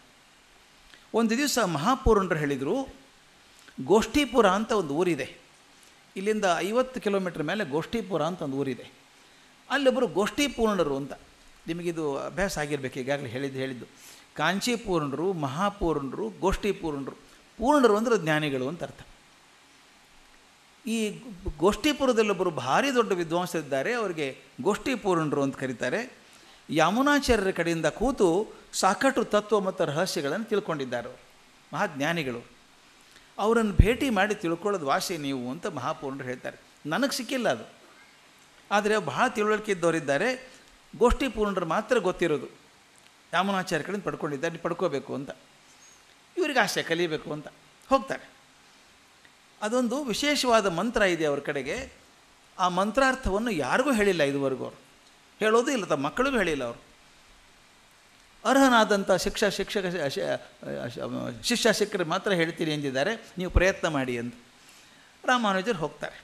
ಹೋಗಿ, ನಾನು ಬಂದಿದ್ದೇನೆ, ನಾನು ಅರ್ಹ ಹೌದೋ ಅಲ್ಲೋ ನಿಮಗೆ ಗೊತ್ತಾಗಬೇಕು, ನೋಡಿ ಅರ್ಹ ಅಂತ ಅನಿಸಿದರೆ ದಯವಿಟ್ಟು ಮಂತ್ರಾರ್ಥಗಳನ್ನು ಹೇಳಿಕೊಡಿ, ಅನುಕೂಲ ಆಗತ್ತೆ ಅಂತ. ಇವ್ರನ್ನ ಪರೀಕ್ಷೆ ಮಾಡೋದಕ್ಕೋ ಅಥವಾ ಅವ್ರ ಸ್ವಭಾವನೇ ಹಾಗಿತ್ತೋ ಗೊತ್ತಿಲ್ಲ. ನೀನು ಯಾಕೆ ಬಂದೆ, ಹೋಗೋ, ಬರಬೇಡ, ಹೋಗು ಬೈದು ಕಳಿಸ್ತಾರೆ. ಇವರು ಶ್ರೀರಂಗಂ ಮಠದ ಅಧಿಪತಿ ಅಂತ ಗೊತ್ತಿದ್ದರೂ ಕೂಡ ಕಳಿಸ್ತಾರೆ. ಇವ್ರ ಪಾಪ ಏನೋ ಅವ್ರಿಗೆ ಮನಸ್ಸು ಸರಿ ಇಲ್ಲ ಅನಿಸುತ್ತೆ, ವಾಪಸ್ ಬರ್ತಾರೆ. ಒಂದು ಸಲ ಅಲ್ಲ, 17 ಸಲ ಹೋಗ್ತಾರೆ. 17 ಸಲ ಈ ಗುರುಗಳು ಈಗ ಸಮ ಆಗಿದ್ರೆ ಹೇಳ್ಕೊಡಿ, ನಾನು ಮಂತ್ರ ಸರಿಯಾಗಿ ಬಳಸ್ಕೋತೀನಿ, ಅದನ್ನು ದುರುಪಯೋಗ ಮಾಡ್ಕೊಳ್ಳಲ್ಲ, ಏನು ಹೇಳಿದ್ರು ಕೂಡ ಹೋಗು, ಬರಬೇಡ ಹೋಗು ಅಂತ ಹೇಳ್ತಾರೆ. ಕೊನೆಗೆ ಇವ್ರ ಚಿಂತೆ ಶುರು ಆಗ್ತದೆ. ಹಾಗೆ ನಾನು ಅರ್ಹ ಅಲ್ಲ ಅನಿಸುತ್ತೆ. ರಂಗನಾಥರ ಮುಂದೆ ದೀರ್ಘದಂಡ ನಮಸ್ಕಾರ ಮಾಡಿ ಅಳೋಕ್ಕೆ ಶುರು ಮಾಡಿಬಿಡ್ತಾರೆ. ನಾನು ಗೋಷ್ಠಿ ಪೂರ್ಣರ ಮಂತ್ರ ತಿಳ್ಕೊಳ್ಳೋಷ್ಟು ಶಕ್ತಿ ನನಗಿಲ್ವಾ ಭಗವಂತ, ಇದ್ರೆ ನೀವು ಕೊಡು ನನಗೆ. ಹಾಗಾದರೂ ಮಂತ್ರಾರ್ಥ ಬಹಳ ದೊಡ್ಡ ಮಂತ್ರ ಅಂತ ಕೇಳಿದ್ದೀನಿ, ಅದು ತಿಳ್ಕೊಬೇಕು ನಾನು ಅಂತ ಪೂಜೆ ಮಾಡ್ತಾರೆ. ಅವತ್ತು ರಾತ್ರಿ ಇವರಿಗೆ ಗೋಷ್ಠಿ ಪೂರ್ಣರಿಗೆ ಅನ್ನಿಸ್ತಂತೆ, ಭಾಳ ಸಲ ಬಂದು ಕಾಡಿದ್ದಾನೆ ಹುಡುಗ, ಬರೋಕ್ಕೆ ಹೇಳಿ, ನಾಳೆ ಬರೋಕ್ಕೆ ಹೇಳಿ. ಆದರೆ ಬರಬೇಕಾದ್ರೆ ಒಬ್ಬನೇ ಬರಬೇಕು, ಗುಂಪು ಕಟ್ಕೊಂಡು ಬರೋಂಗಿಲ್ಲ. ಅವನು ಸನ್ಯಾಸಿ ಬರಬೇಕಾದ್ರೆ ಸಾಮಾನ್ಯವಾಗಿ ದಂಡ ಮತ್ತು ಪವಿತ್ರ ಎರಡೇ ಇರಬೇಕು ಅವ್ರ ಕಡೆಗೆ. ದಂಡ ಪವಿತ್ರ ಎರಡೇ ತೊಗೊಂಬರ್ಬೇಕು, ನನ್ನ ಕಡೆ ಬಾ ಅಂತ ಹೇಳು. ಸಿಕ್ತಲ್ಲ ಅವಕಾಶ, ಅವರೇ ಬಾ ಅಂದಿದ್ದಾರಲ್ಲ, ಮತ್ತು ಹೋದ್ರಿ ಇವರು. ಹೋದಾಗ ತಮ್ಮ ಜೊತೆಗೆ ದಾಶರಥಿ ಮತ್ತು ಕೂರನಾಥ ಇಬ್ಬರು ಇರಬೇಕಲ್ಲ, ಅವರಿಬ್ಬರು ಶಿಷ್ಯರು ಕರ್ಕೊಂಡು ಹೋದರು. ಇವ್ರು ನೋಡಿದ ತಕ್ಷಣ ಅವ್ರು ಸಿಟ್ಟು ಬಂದುಬಿಡ್ತು ಗೋಷ್ಠಿ ಪೂರ್ಣರಿಗೆ. ನಾ ಏನು ಹೇಳಿದ್ದೆ ನಿನಗೆ, ಒಬ್ಬನೇ ಬಾ ಅಂತ ಹೇಳಿರಲಿಲ್ಲ, ಬರೀ ದಂಡ ಮತ್ತು ಪವಿತ್ರ ಎರಡೇ ತೊಗೊಂಡು ಬಾ ಅಂತ ಹೇಳಿದ್ದೆ, ಇವ್ರನ್ನೇ ಕರ್ಕೊಂಬಂದಿದ್ಯಾ ನೀನು, ನಿನಗೊಬ್ಬನಿಗೆ ಹೇಳಬೇಕು ನಾ ಮಂತ್ರ ಅಂತ. ಇವ್ರು ಹೇಳೋದು, ಸ್ವಾಮಿ ತಪ್ಪು ತಿಳ್ಕೊಬೇಡಿ, ಇವನು ನನ್ನ ದಂಡ, ಇವನು ನನ್ನ ಪವಿತ್ರ, ನಾನು ಶಿಷ್ಯ, ನಾನು ಇಬ್ಬರು ಶಿಷ್ಯರು, ಒಬ್ಬ ದಂಡ ಒಬ್ಬ ಪವಿತ್ರ, ಅವ್ರನ್ನ ಬಿಟ್ಟು ಇರೋಕ್ಕಾಗಲ್ಲ, ನಾನು ಶಿಷ್ಯರು, ಅವರಿಬ್ಬರನ್ನ ಬಿಡೋಕ್ಕಾಗಲ್ಲ. ಅವಾಗ ಅನಿಸ್ತದೆ ಎಷ್ಟು ಶಿಷ್ಯ ಪ್ರೀತಿ ಇದೆಯಪ್ಪ ಮನುಷ್ಯನಿಗೆ, ಇವನಿಗೆ ಕೂಡಿಸಿದ್ರು. ಆಮೇಲೆ ಹೇಳಿದರು, ನೋಡು ಈಗ ನಾ ಮಂತ್ರ ಏನು ಹೇಳ್ತೀನಲ್ಲ, ಇದನ್ನು ಬೇರೆ ಯಾರಿಗೂ ಹೇಳ್ಕೊಡೋದು, ಶೂದ್ರಾದಿಗಳಿಗಂತೂ ಹೇಳಲೇ ಕೂಡುದು. ಈ ಮಂತ್ರದ ಅರ್ಥ ಇಷ್ಟು ಘನವಾಗಿದೆ, ಇದನ್ನು ಹೇಳಿದವರಿಗೆ, ಅರ್ಥ ಮಾಡ್ಕೊಂಡವ್ರಿಗೆ ಸ್ವರ್ಗ ನೇರವಾಗಿ ಸಿಗುತ್ತೆ, ಸ್ವರ್ಗ ಪ್ರಾಪ್ತಿ ಆಗಿಬಿಡ್ತದೆ. ಆದರೆ ನೀನೇನಾದರೂ ತಪ್ಪಿ ಮತ್ತೊಬ್ಬರಿಗೆ ನೀನು ಹೇಳಿದೆಯೋ, ನಿನಗೆ ನರಕ ಪ್ರಾಪ್ತಿ ಗ್ಯಾರಂಟಿ. ಈ ಮಂತ್ರ ಕೇಳಿದವರಿಗೆ ಸ್ವರ್ಗ ಸಿಗ್ತದೆ, ನೀನು ಹೇಳಿದೆ ಅಂದರೆ ನರಕ ಪ್ರಾಪ್ತಿ ಆಗ್ತದೆ ಅಂದರು. ಆಯಿತು ಸ್ವಾಮಿ ನೀವು ಹೇಳಿ ಅಂದರು. ಅತ್ಯಂತ ರಹಸ್ಯದಲ್ಲಿ ಕೂತ್ಕೊಂಡು ಇವರಿಗೆ ಪೂರ್ತಿ ಮಂತ್ರವನ್ನು, ಅರ್ಥವನ್ನು, ಅದರ ಜೊತೆಗೆ ಓಂ ನಮೋ ನಾರಾಯಣಾಯ ಅಷ್ಟಾಕ್ಷರ ಮಂತ್ರವನ್ನು ಹೇಳಿದರು. ಆ ಮೂಲ ಮಂತ್ರ ಇತ್ತಲ್ಲ, ಅದ್ಭುತವಾದಂಥ ಮಂತ್ರ ಅದು. ಅದರ ಮಂತ್ರವನ್ನು ಕಲಿಸಿದರು. ಹೇಳು ನೋಡೋಣ ಇನ್ನೊಂದು ಸಲ ಅಂತ ಹೇಳಿ ಜಪ ಮಾಡಿಸಿದರು. ಅಂದರೆ ಮರಿಬಾರ್ದಲ್ಲ ಮಂತ್ರ. ಮತ್ತು ಮಂತ್ರದಲ್ಲಿ ಭಾಳ ಮುಖ್ಯ ಅಂದರೆ ಸ್ವರ ತಪ್ಪಬಾರ್ದು, ಉಚ್ಚಾರಣೆ ತಪ್ಪಬಾರ್ದು. ಉಚ್ಚಾರಣೆ ತಪ್ಪಿದರೆ ಮಂತ್ರದ ಅರ್ಥ ಹೋಗ್ಬಿಡ್ತದೆ ಅಂತ. ಅದು 10 ಸಲ ಅನ್ನಿಸ್ತಾರೆ, ಜಪ ಮಾಡು ನಾನು ಮುಂದೆ ಕೂತು ಅಂತ. ಆ ದ್ವಯಮಂತ್ರವನ್ನು ಎಲ್ಲ ಹೇಳಿ ಗಟ್ಟಿ ಮಾಡಿಸ್ತಾರೆ. ಆಯಿತು, ಮತ್ತೆ ಹುಷಾರಾಗಿರು, ಇದನ್ನು ಯಾರಿಗೋ ಹೇಳಿದೆಯೋ ನರಕ ಪ್ರಾಪ್ತಿ ಗ್ಯಾರಂಟಿ ನಿನಗೆ ಅಂತ ಹೇಳಿ ಕಳಿಸ್ತಾರೆ. ಆಗಲೂ ಗ್ಯಾರಂಟಿ ಕಾಲ ಇತ್ತು, ಗ್ಯಾರಂಟಿ ಇದೆ. ಈ ಮಂತ್ರದೀಕ್ಷೆ ಪಡ್ಕೊಂಡ ತಕ್ಷಣ ರಾಮಾನುಜರು ಏನು ಮಾಡ್ತಾರೆ ಅಂತ, ಊರ ಹೊರಗೆ ನರಸಿಂಹದೇವರ ದೇವಸ್ಥಾನ ಹೇಳಿದ ತಕ್ಷಣ, ಮಂತ್ರ ಗೊತ್ತಾದ ತಕ್ಷಣ ಅವಸರ ಇದ್ದಂಗೆ ಓಡಿ ನರಸಿಂಹದೇವರ ದೇವಸ್ಥಾನಕ್ಕೆ ಹೋಗ್ತಾರೆ. ಮಳಿಗೆ ಮೇಲೆ ಹೋಗ್ಬಿಡ್ತಾರೆ. ಸಣ್ಣ ಊರು, ಮೈಕೇನು ಬೇಕಾಗಿಲ್ಲ. ಅವಾಗ ಕೂತ್ಕೊಂಡ್ರೆ ಎಲ್ಲರೂ ಬನ್ನಿ, ಎಲ್ಲರೂ ಬನ್ನಿ, ಎಲ್ಲರೂ ಬನ್ನಿ ಅಂತ ಕರೆದ್ರು. ಊರು ಜನ ಎಲ್ಲ ಬಂದರು. ಅಷ್ಟು ಊರು ಜನ ಎಲ್ಲ ಬಂದ ಮೇಲೆ ಇವ್ರ ಮೇಲೆ ನಿಂತ್ಕೊಂಡು, ನೋಡಿ ನಾನು ಮಂತ್ರಾರ್ಥ ಕಲ್ಕೊಂಬಂದಿದ್ದೇನೆ ಗುರುಗಳ ಕಡೆಯಿಂದ, ನಿಮ್ಮೆಲ್ಲರಿಗೂ ಹೇಳ್ತೀನಿ ಸರಿಯಾಗಿ ಕೇಳಿಸ್ಕೊಳ್ಳಿ ಅಂತ. ಗುರುದ್ರೋಹ ಅಲ್ಲೇನ್ರಿ ಇದು? ಆ ಗುರುಗಳಿಗೆ ಮಾತು ಕೊಟ್ಟಿದ್ದಾರೆ, ಯಾರಿಗೂ ಹೇಳಬಾರ್ದು ಅಂತ ವಚನ ಕೊಟ್ಟು ಬಂದಿದ್ದಾರೆ. ಹೇಳಿ ಇನ್ನೂ ಹೇಳಿದ ಮಾತು ಗಾಳಿಯಲ್ಲಿ ಹೋಗಿರಲಿಕ್ಕಿಲ್ಲ. ಅಷ್ಟರಲ್ಲಿ ಓಡಿ ಬಂದುಬಿಟ್ಟು ಮೇಲೆ ಹೋಗಿ ಎಲ್ಲರೂ ಬನ್ನಿ, ಎಲ್ಲರೂ ಬನ್ನಿ ಅಂತ ಎಲ್ಲ ಊರು ಜನ ಎಲ್ಲ ಕರೆದುಬಿಟ್ಟು ಮಂತ್ರಾರ್ಥ ಸರಿಯಾಗಿ ಕೇಳಿಸ್ಕೊಳ್ಳಿ 3 4 ಸಲ ಹೇಳಿದರು, ನೆನಪಿಟ್ಟುಕೊಳ್ಳಿ ಇದನ್ನು ಅಂತ. ಗೋಷ್ಠಿ ಪೂರ್ಣರಿಗೆ ಗೊತ್ತಾಯ್ತು ಶಿಷ್ಯರ ಮೂಲಕ, ನೀವೇನು ಮಾಡಿದ್ರಿ, ಎಲ್ಲರಿಗೂ ಅನೌನ್ಸ್ ಮಾಡ್ತಾ ಇದ್ದಾನೆ ಅವನಲ್ಲಿ ಹೋಗಿ ಅಂತ. ಅವ್ರು ಬಂದರು, ಏ ಪಾಪಿ, ಈ ಮಂತ್ರ ಹೇಳಬಾರ್ದು ಅಂತ ಹೇಳಿಲ್ಲ ನಿನಗೆ, ನರಕ ಪ್ರಾಪ್ತಿ ಆಗ್ತದೆ ನಿನಗೆ ಅಂತ. ಆಗ ಅವ್ರು ಹೇಳಿದಂಥ ಮಾತು ರಾಮಾನುಜರನ್ನು ಎತ್ತರಕ್ಕೆ ತೊಗೊಂಡು ಹೋಗ್ಬಿಡ್ತದೆ. ಅವ್ರು ಹೇಳಿದಂಥ ಮಾತು, ಪತಿಷ್ಯೆ ಏಕ ಏವಾಹಂ ನರಕೆ ಗುರುಪಾತಕಾತ್ ಸರ್ವೇ ಗಚ್ಚಂತು ಭವತಾಂ ಕೃಪೆಯ ಪರಮಂ ಪದಂ ಅಂತ. ಗುರುವಿಗೆ ಸುಳ್ಳು ಹೇಳಿದ ಪಾತಕದಿಂದ ನನಗೆ ನರಕ ಪ್ರಾಪ್ತಿ ಆದರೂ ಅಡ್ಡಿ ಇಲ್ಲ. ಯಾವ ಮಂತ್ರ ಕೇಳೋದ್ರಿಂದ ಮೋಕ್ಷ ಪ್ರಾಪ್ತಿ ಇಷ್ಟೊಂದು ಜನಕ್ಕೆ ಆಗೋದಿದ್ದರೆ ನಾನು ನರಕಕ್ಕೆ ಹೋಗಿ ತಯಾರಿದ್ದೀನಿ ಅಂತ. ಎಂಥ ದೊಡ್ಡ ಮನಸ್ಸಲ್ಲ. ಅದಕ್ಕೆ ದ ಮೋಸ್ಟ್ ಸೆಕ್ಯುಲರ್ ಸ್ವಾಮಿ ಆಗಿನ ಕಾಲಕ್ಕೆ ಅಂದರೆ ರಾಮಾನುಜಾಚಾರ್ಯರು. ಭೇದ ಅನ್ನೋದಿಲ್ಲ, ಜಾತಿ ಭೇದ ಇಲ್ಲ, ಮತಭೇದ ಇಲ್ಲ, ಯಾರು ಎಲ್ಲರೂ ನಮ್ಮರು ಅಪ್ಕೊಳ್ಳೋದಿದೆಯಲ್ಲ, ಅದು ಒಂದು ನನಗೆ ಅದಕ್ಕೆ ವಿಶಿಷ್ಟ ಅಂತ ಅನಿಸೋದು. ಹಿಂದಿನ ಪರಂಪರೆಯೂ ಹಾಗೆ ಇತ್ತಲ್ಲ, ಅಳ್ವಾರರಲ್ಲಿ ಎಲ್ಲ ಜಾತಿಯವರು ಇದ್ದರು, ಅಲ್ಲಿ ಜಾತಿ ಕುಲ ಏನು ಮೇಲು ಕೀಳು ಬರಲೇ ಇಲ್ಲ. ತಿರುಪ್ಪಾಣಿ ಅಂಥ ಮನುಷ್ಯ, ನೆಲ ಒರೆಸಿ ರಂಗನಾಥ ದೇವಸ್ಥಾನದಲ್ಲಿ ಕಸ ಗುಡಿಸುವಂಥ ಮನುಷ್ಯ ಅಳ್ವಾರ ಹಾಕ್ತಾರೆ. ರಂಗನಾಥ ಹೇಳಿದ ಮೇಲೆ ಆ ಗುಡಿ ಅರ್ಚಕರು ಅವನ ಹೆಗಲ ಮೇಲೆ ಹೊತ್ಕೊಂಡು ಹೋಗಿ ದರ್ಶನ ಮಾಡ್ತಾರೆ. ಅಂದರೆ ಯಾವ ಮಟ್ಟಕ್ಕೆ ಚೆನ್ನಾಗಿ ಬೆಳೆಸಿದ್ರು ಅದನ್ನು ಅಂತ. ಅದೇ ಪರಂಪರೆಯಲ್ಲಿ ರಾಮಾನುಜರು ಬಂದದ್ರಿಂದ ಮೊಟ್ಟ ಮೊದಲನೇ ಕೆಲಸ ಮಾಡಿದ್ದು ಮೇಲೆ ಹೋಗಿ ಕೂಗಿ ಬನ್ನಿ ಬನ್ನಿ ಎಲ್ಲರಿಗೂ ಹೇಳ್ತೀನಿ ಬನ್ನಿ ಪಡ್ಕೊಳ್ಳಿ ಸ್ವರ್ಗಕ್ಕೆ ಹೋಗಿ ಎಲ್ಲರೂ ನೀವು ಅಂತ ಹೇಳಿದ್ದು. ಆ ಗೋಷ್ಠಿ ಪುಂಡ್ರಿಗೆ ಕೋಪ ಇನ್ನೂ ಹೋಗಿಲ್ಲ. ಅವ್ರು ಹೇಳಿದ್ರಂತೆ, ಸ್ವಾಮಿ ನಾನು ನರಕಕ್ಕೆ ಹೋದರೂ ಅಡ್ಡಿ ಇಲ್ಲ, ಇಷ್ಟೊಂದು ಜನ ಸ್ವರ್ಗಕ್ಕೆ ಹೋಗೋದಿದ್ದರೆ ನನಗೆ ತೃಪ್ತಿ ಇದೆ ಅಂತ ಹೇಳಿದರು. ಅದು ಕೆಲವೊಂದು ಸಲ ಚರ್ಚೆ ತುಂಬ ಆಗಿದೆ ಇದರ ಮೇಲೆ, ಸಾಕಷ್ಟು ಧಮಚಿಂತೆ ಆಗಿದೆ. ತಪ್ಪು ಮಾಡಲಿಲ್ವ ಹಾಗಾದರೆ ರಾಮಾನುಜರು? ಗುರುಗಳಿಗೆ ಮಾಡೋಲ್ಲ ಅಂತ ಹೇಳಿ ಮಾಡಿದರೆ ತಪ್ಪಾಯ್ತಲ್ಲ. ಮತ್ತು ಇನ್ನೊಂದು, ಶಾಸ್ತ್ರದ ಪ್ರಕಾರ ಅರ್ಹರಿಗೆ ಮಾತ್ರ ಉಪದೇಶ ಮಾಡಬೇಕು ಅಂತಿದೆ. ಆ ರಾಶಿ ಜನ ಬಂದ್ರಲ್ಲ, ಅರ್ಹರು ಯಾರು ಅನರ್ಹರು ಯಾರು ಗೊತ್ತಿಲ್ಲಲ್ಲ, ಎಲ್ರಿಗೂ ಹೇಳಿಬಿಟ್ರಲ್ಲ ಮಂತ್ರಗಳನ್ನು.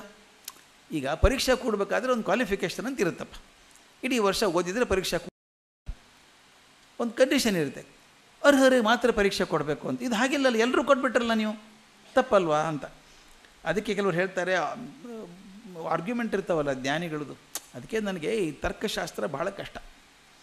ನಮ್ಮ ಬನ್ನಂಜೆ ಭಾಳ ಚಂದ ಹೇಳೋರು. ಅವ್ರ ತಂದೆ ತರ್ಕಶಾಸ್ತ್ರ ಮಾಡಿದ್ರಂತೆ, ತುಂಬ ಮಾಡಿದ್ರಂತೆ. ತರ್ಕ ಕೇಸರಿ ಅಂತ ಅವ್ರ ಬಿರುದು ಬಂದಿತ್ತು ಬನ್ನಂಜೆ ಅವ್ರ ತಂದೆಗೆ. ಇವ್ರಿಗೂ ಆಸೆ ಇತ್ತಂತೆ ತಾನೂ ತರ್ಕ ಕೇಸರಿ ಆಗಬೇಕು ಅಂತ. ತರ್ಕ ಚೆನ್ನಾಗಿ ಓದಿದ್ರು ಕೊನೆಗೆ ಅನಿಸ್ತಂತೆ ಇದು ತರ್ಕ ಕೇಸರಿ ಅಲ್ಲ, ತರ್ಕ ಕೇಸರಿ, ಜೀವನಕ್ಕೆ ಏನು ಬೇಕಾಗಿಲ್ಲ ಅಂತ ಬಿಟ್ಟೆ ಅಂತ ಹೇಳ್ತಾರೆ. ಅತೀ ತರ್ಕ ಮಾಡೋದಿದೆಯಲ್ಲ, ಕೂದಲು ಸೀಳೋ ಅಂಥದ್ದು, ಅಂಥ ಚರ್ಚೆ ಇದ್ರ ಮೇಲೆ ತುಂಬ ಆಗಿದ್ದಾವೆ. ಅನರ್ಹರಿಗೆಲ್ಲ ಉಪದೇಶ ಮಾಡಬಾರ್ದು, ತಪ್ಪು ಮಾಡಿದ್ರು ರಾಮಾನುಜರು. ಇದು ಕೆಲವರು ಹಂಗೆ ಮಾಡಲಿಲ್ಲರಿ ಅವ್ರು ಕೆಲವ್ರನ್ನ ಮಾತ್ರ ಕರೆದು ಹೇಳಿದರು ಅಂತ ಕೆಲವು ಶ್ಲೋಕಗಳನ್ನು ಹೇಳಿದರು ಅಂತ ಕೆಲವರು. ಆ ಚರ್ಚೆಯನ್ನು ಅವರಿಗೆ ಬಿಟ್ಟು ಬಿಡೋಣ. ಆದರೆ ಒಂದು ಉದ್ದೇಶ ನಮಗೆ ಸ್ಪಷ್ಟ ಆದದ್ದು, ರಾಮಾನುಜರು ತನಗೆ ತಿಳಿದದ್ದನ್ನು ಮತ್ತೊಬ್ಬರಿಗೆ ಯಾವುದೂ ಮುಚ್ಚುಮರೆ ಇಲ್ಲದೆ, ಭೇದ ಭಾವ ಇಲ್ಲದೆ ಹಂಚುವ ಮನಸ್ಸು ಮಾಡಿದರು ಅನ್ನೋದು ಭಾಳ ಮುಖ್ಯ. ಈ ರಾಮಾನುಜರ ಮನಸ್ಸು ಗೊತ್ತಾಯಿತು. ಗೋಷ್ಠಿ ಪೂರ್ಣರಿಗೆ ಬೈದರು ಮೊದಲು, ಆದರೆ ಇಷ್ಟೊಂದು ಜನಕ್ಕೆ ಒಳ್ಳೇದಾಗೋದಿದ್ದರೆ ನಾನು ಮಾಡಬೇಕಾಗಿತ್ತಲ್ಲ ಮೊದಲೇ ಇದನ್ನು ಅಂದ್ಕೊಂಡ್ರು. ಎಷ್ಟರ ಮಟ್ಟಿಗೆ ಅವ್ರ ಪ್ರಭಾವ ಆಯಿತು, ರಾಮಾನುಜರ ಪ್ರಭಾವ ಅವ್ರ ಮೇಲೆ ಅಂತಂದರೆ, ತಮ್ಮ ಮಗ ಎರಡನೇ ಮಗ, ಅವನ ಹೆಸರು ಸೌಮ್ಯನಾರಾಯಣ ಅಂತ, ಅವನನ್ನು ಶಿಷ್ಯನಾಗಿ ಕೊಟ್ಬಿಡ್ತಾರೆ ಗುರುಗಳ ಕಡೆ. ಗೋಷ್ಠಿ ಪೂರ್ಣರ ಮಗ ಸೌಮ್ಯನಾರಾಯಣ ರಾಮಾನುಜರ ಶಿಷ್ಯನಾಗಿ ಬಂದುಬಿಡ್ತಾನೆ. ಅಂದರೆ ಎಷ್ಟರ ಮಟ್ಟಿಗಿತ್ತು ಅಂತ. ಆಗ ಕೂರನಾಥ ಹೊರಗಿಟ್ಟಿದ್ರಲ್ಲ, ಪವಿತ್ರ ದಂಡಿ ಹೊರಗಿಟ್ಟಿದ್ರು. ಹೇಳಬೇಕಾದ್ರೆ ಇದನ್ನು, ಆ ಚರ್ಮ ಶ್ಲೋಕ ಅಂತ ಏನಿದೆಯೋ ಅದು ನನಗೆ ಅರ್ಥ ಹೇಳಬೇಕು, ನೀವು ಗುರುಗಳಿಗೆ ಕೇಳಿದ್ರಂತೆ, ನಾವು ಸರಿಯಾಗಿ ಹೇಳ್ಕೊಡಿ ಮಂತ್ರ ಅದನ್ನು ಅಂತ. ಇವ್ರು ಹೇಳಿದ ಹಂಗಾಗಲ್ಲ, ಅದು ಸರಿಯಾಗಿ ನೀನು ಗುರು ಸೇವೆ ಮಾಡಬೇಕು, 1 ವರ್ಷ ಗುರು ಸೇವೆ ಮಾಡಿದರೆ ಮಾತ್ರ ಮಂತ್ರ ಹೇಳ್ಕೊಡ್ತೀನಿ ನಿನಗೆ ಅಂದರು. ಆತನಂತೆ ನಮಗೆ ನಾಳೆ ಬೆಳಗ್ಗೆ ಬದುಕಿರ್ತೀನಿ ಅಂತ ಗ್ಯಾರಂಟಿ ಇಲ್ಲ, ಇನ್ನು ವರ್ಷದ ಗಟ್ಟಲೆ ಏನು ಹೇಳೋದು ನಾನು, ಆದಷ್ಟು ಬೇಗ ಹೇಳ್ಕೊಟ್ಬಿಡಿ. ಅದಕ್ಕೊಂದು ಶಾರ್ಟ್ಕಟ್, ನಮ್ಮ ಧರ್ಮದಲ್ಲಿ ಎಲ್ಲದಕ್ಕೂ ಶಾರ್ಟ್ಕಟ್ ಇದೆ. ಒಂದು ಕೆಲಸ ಮಾಡು, ಇಡೀ ವರ್ಷ ಮಾಡೋಕ್ಕಾಗಲ್ವ ನಿನಗೆ, 1 ತಿಂಗಳು ಉಪವಾಸ ಇದ್ದು ಸೇವೆ ಮಾಡಿದರೆ ನಾನು ಹೇಳ್ಕೊಡ್ತೀನಿ. ಅವ್ರು 1 ತಿಂಗಳು ಉಪವಾಸ ಇದ್ದು ಸೇವೆ ಮಾಡಿದ್ರಂತೆ. ಆವಾಗ ಅವ್ರು ಮಂತ್ರಾರ್ಥ ಹೇಳಿಕೊಟ್ರಂತೆ. ಅದಕ್ಕೆ ಕೂರನಾಥದ್ದನ್ನು ಕೂರತಾಳ್ವಾರ ಅಂತ ಕರೆದ್ರು. ಕೂರತಾಳ್ವಾರ ಅಂತ ಆಳ್ವಾರಾದರು. ಇನ್ನೊಬ್ಬ ಶಿಷ್ಯ ಇದ್ದನಲ್ಲ ದಾಶರಥಿ, ನನಗೂ ಉಪದೇಶ ಮಾಡು ಅಂದರು. ಅದಕ್ಕೆ ಇವ್ರು ಹೇಳಿದಂತೆ, ಒಂದು ಕೆಲಸ ಮಾಡು, ನಾನು ಹೇಳಲ್ಲ ಅದನ್ನು, ಅವ್ರ ಕಡೆನೇ ತಗೋ, ಗೋಷ್ಠಿ ಪೂರ್ಣ ಕಡೆ ಹೋಗು ನೀನು.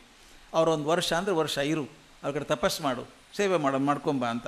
ಅಲ್ಲಿ ಹೋಗಿ ಸೇವೆ ಮಾಡಿದರು. ಮೊದಲು ಸಿಟ್ಟಿತ್ತಲ್ಲ ಗೋಷ್ಠಿ ಪೂರ್ಣರಿಗೆ, ನಿಮ್ಮ ಗುರು ಒಬ್ಬ ಅಂಥವನು, ನೀವು ಒಬ್ಬ ಶಿಷ್ಯ ಬಂದಿದ್ದೀಯಾ, ಗುರು ಹೋಗಿ ಎಲ್ಲರಿಗೂ ಅನೌನ್ಸ್ ಮಾಡಿಬಿಟ್ಟ, ನೀನು ಹಾಗೆ ಮಾಡ್ತೀಯಾ? ಇವನು ಸುಳ್ಳು ಹೇಳಿಲ್ಲ, ನಾನು ಮಾಡ್ತೀನಿ ಅಂದ ಅವನು. ನನ್ನ ಗುರುಗಳೇ ಹೇಳಿಕೊಟ್ಟಿದ್ದಾರೆ ಎಲ್ಲರೂ ಹೇಳಬೇಕು ಅಂತ. ಆದ್ಬಿಡು, ಸರಿಯಾಗಿ ಶಿಷ್ಯ ಇದ್ದಿ ಅಂತ ಹೇಳಿ ಪ್ರೀತಿಯಿಂದ ಕಲಿಸಿದ್ರಂತೆ. ಆದ್ದರಿಂದ ಒಂದು ಕೆಲಸ ಮಾಡಪ್ಪ, ನಾನು ನಿನ್ನ ಗುರುಗಳಿಗೆ ಹೇಳಿಬಿಟ್ಟಿದ್ದೀನಿ, ಆ ಪದ ಚೆನ್ನಾಗಿದೆ, ಮದತ್ರಯಗಳಿಂದ ಪಾರಾದಂಥ ನಿನ್ನ ಗುರು ಇದ್ದಾನಲ್ಲ, 3 ಮದಗಳು, ಜ್ಞಾನಮದ, ಜ್ಞಾನಮದ ಜೊತೆಗೆ ಗೌರವ ಮದ, ಅದು ಕೆಟ್ಟ ಮದ, ಅದು ಜ್ಞಾನ ಒಳ್ಳೆಯದು. ಈ ಸ್ಥಾನ ಮದ ಇಂತಿದೆಯಲ್ಲ, ನಾನು ಪೀಠಸ್ಥನಾಗಿದ್ದೀನಿ, ನನ್ನಂತರ ಯಾರಿದ್ದಾರೆ ಅಂತ, ಇದರಂಥ ಮದ ಇನ್ಯಾವುದೂ ಇಲ್ಲ. ಆ ಮದಗಳನ್ನು ದಾಟಿದ್ದಾನೆ. ಇನ್ನೊಂದು ದೇಹ ಮದ, ಸಣ್ಣ ವಯಸ್ಸು 24-25 ವರ್ಷ ರಾಮಾನುಜನಿಗೆ, ಅದರ ದೇಹ ಮದ ಕೂಡ ಇಲ್ಲ ಆತನಿಗೆ. ಈ ಮದತ್ರಯಗಳಿಂದ ಪಾರಾದಂಥ ನಿನ್ನ ಗುರು ಅವನ ಕಡೆಯಿಂದ ಕೇಳ್ಕೊ ಅಂತ ಹೇಳ್ತಾರೆ, ಮುಂದೆ ಕಲಿಸ್ತಾರೆ ಅದನ್ನು. ಇದಾಗೋ ಹೊತ್ತಿಗೆ ದೇವಸ್ಥಾನ ಸರಿ ಮಾಡಬೇಕಲ್ಲ ಹಾದಿ ಅಂತ. ನನಗನ್ಸೋ ಮಟ್ಟಿಗೆ ಯಾವುದೇ ವ್ಯವಸ್ಥೆಯನ್ನು ಸರಿ ಮಾಡೋಕ್ಕೆ ಹೊರಟಂಥ ಪ್ರತಿಯೊಬ್ಬ ಮನುಷ್ಯ ಅನುಭವಿಸಬೇಕಾದಂಥ ಕೆಲಸ ಇದು. ಮಠ ಸರಿ ಮಾಡಬೇಕು, ವ್ಯವಸ್ಥೆ ಸರಿ ಮಾಡಬೇಕು ಅಂತ ಹೋದಾಗ, ಈಗಾಗಲೇ ಪಾಳೆಗಾರಿಕೆ ಮಾಡ್ಕೊಂಡು ಕೂತಿದ್ರಲ್ಲ ಜನ ಎಲ್ಲ, ಗಟ್ಟಿ ಕೂತಿದ್ರಲ್ಲ ಮಠದಲ್ಲೆಲ್ಲ, ಅವ್ರಿಗೆ ಕಷ್ಟ ಆಯಿತು. ಈ ಪ್ರತಿಯೊಂದು ಚೆಕ್ ಮಾಡೋಕ್ಕೆ ಶುರು ಮಾಡಿದರೆ ಕಷ್ಟ ಆಗುತ್ತೆ. ಕಷ್ಟ ಎಷ್ಟರ ಮಟ್ಟಿಗೆ ಆಯಿತು ಅಂದರೆ, ಅದನ್ನು ಒಂದು ಸಲ ಡಾಕ್ಟರ್ ಕಲಾಂ ಚೆನ್ನಾಗಿ ಹೇಳ್ತಿದ್ರು. ಇವ್ರು ಹೋದ್ಮೇಲೆ ರಾಷ್ಟ್ರಪತಿ ಭವನದಲ್ಲಿ ಭಾಳ ಜನಕ್ಕೆ ಕಷ್ಟ ಆಯ್ತಂತಲ್ಲಿ. ಇವ್ರದ್ದು ಏನು ಸಂಭ್ರಮ ಬೇಡ ಇವರಿಗೆ. ದಿನ ಒಂದು ಸಣ್ಣ ಅರ್ಧ ಲಾರಿ ಮಾಂಸ ಬರೋದಲ್ಲಿ ರಾಷ್ಟ್ರಪತಿ ಭವನಕ್ಕೆ. ಅಷ್ಟೊಂದು ರೂಮ್ಸ್ ಇದೆ, 400 ರೂಮ್ಸ್ ಇದಾವಲ್ಲಿ.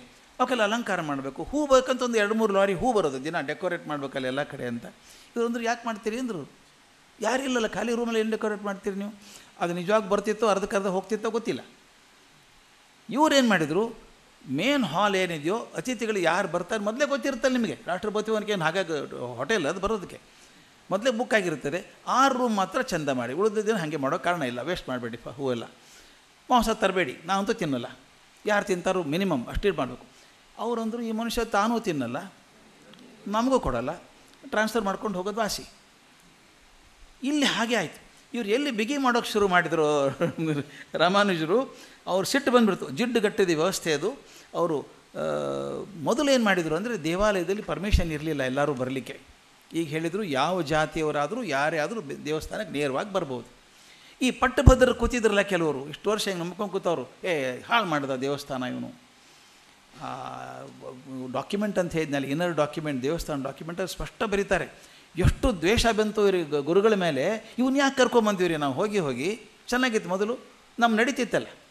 ಈಗ ಸತ್ತವರನ್ನೆರಳು ನೋಡಿದರೆ ಗೊತ್ತಾಗುತ್ತೆ ದಿವಾನ್ ರೋಲ್ ಏನು, ಗುರುಗಳ ರೋಲ್ ಏನು ಅಂತ. ದಿವಾನ್ರೇ ನಡೆಸೋದು ಸಂಸಾರ ಮಠ ಎಲ್ಲ. ಅವ್ರಿಗೆ ಕಷ್ಟ ಆಗೋಕ್ಕೆ ಶುರು ಆಯಿತು. ಮಾಡಿ ಅರ್ಚಕರು ಅಧಿಕಾರಿಗಳು ತಮ್ಮ ಬೇಕಾದಂಗೆ ಮಾಡ್ಕೋತಾ ಇದ್ರು. ದುಷ್ಟ ಕೂಟ ಆಗಿ ರಾಮಾನುಜ ವಿರುದ್ಧ ತಿರುಗಿ ಬಿದ್ದರಂತೆ. ತಿರುಗಿ ಬೀಳೋದು ಅಷ್ಟೇ ಅಲ್ಲ, ಅವ್ರನ್ನ ಕೊಂದೇ ಬಿಡಬೇಕು ಅಂತ ಪ್ಲ್ಯಾನ್ ಮಾಡಿದ್ರು. ಈ ಗುರುಗಳು ಸಣ್ಣ ವಯಸ್ಸು ಬೇರೆ, ವಯಸ್ಸಾಗ್ತದಪ್ಪ ಹೋಗ್ತಾರೆ ಅನ್ನೋಂಗಿಲ್ಲ, ಸಣ್ಣ ವಯಸ್ಸು. ಆದ್ದರಿಂದ ಇವ್ರು ಮುಗಿಸೇ ಬಿಡಬೇಕು ಅಂತ ಏನು ಮಾಡಿದರು, ಗುರುಗಳು ಸನ್ಯಾಸಿ ಆದ್ದರಿಂದ 7 ಮನೆಯಲ್ಲಿ ಭಿಕ್ಷೆ ಬೇಡ್ತಿದ್ದರಂತೆ. ಭಿಕ್ಷೆ ಬೇಡ್ಕೊಂಬಂದು ಅದನ್ನು ಊಟ ಮಾಡಬೇಕು.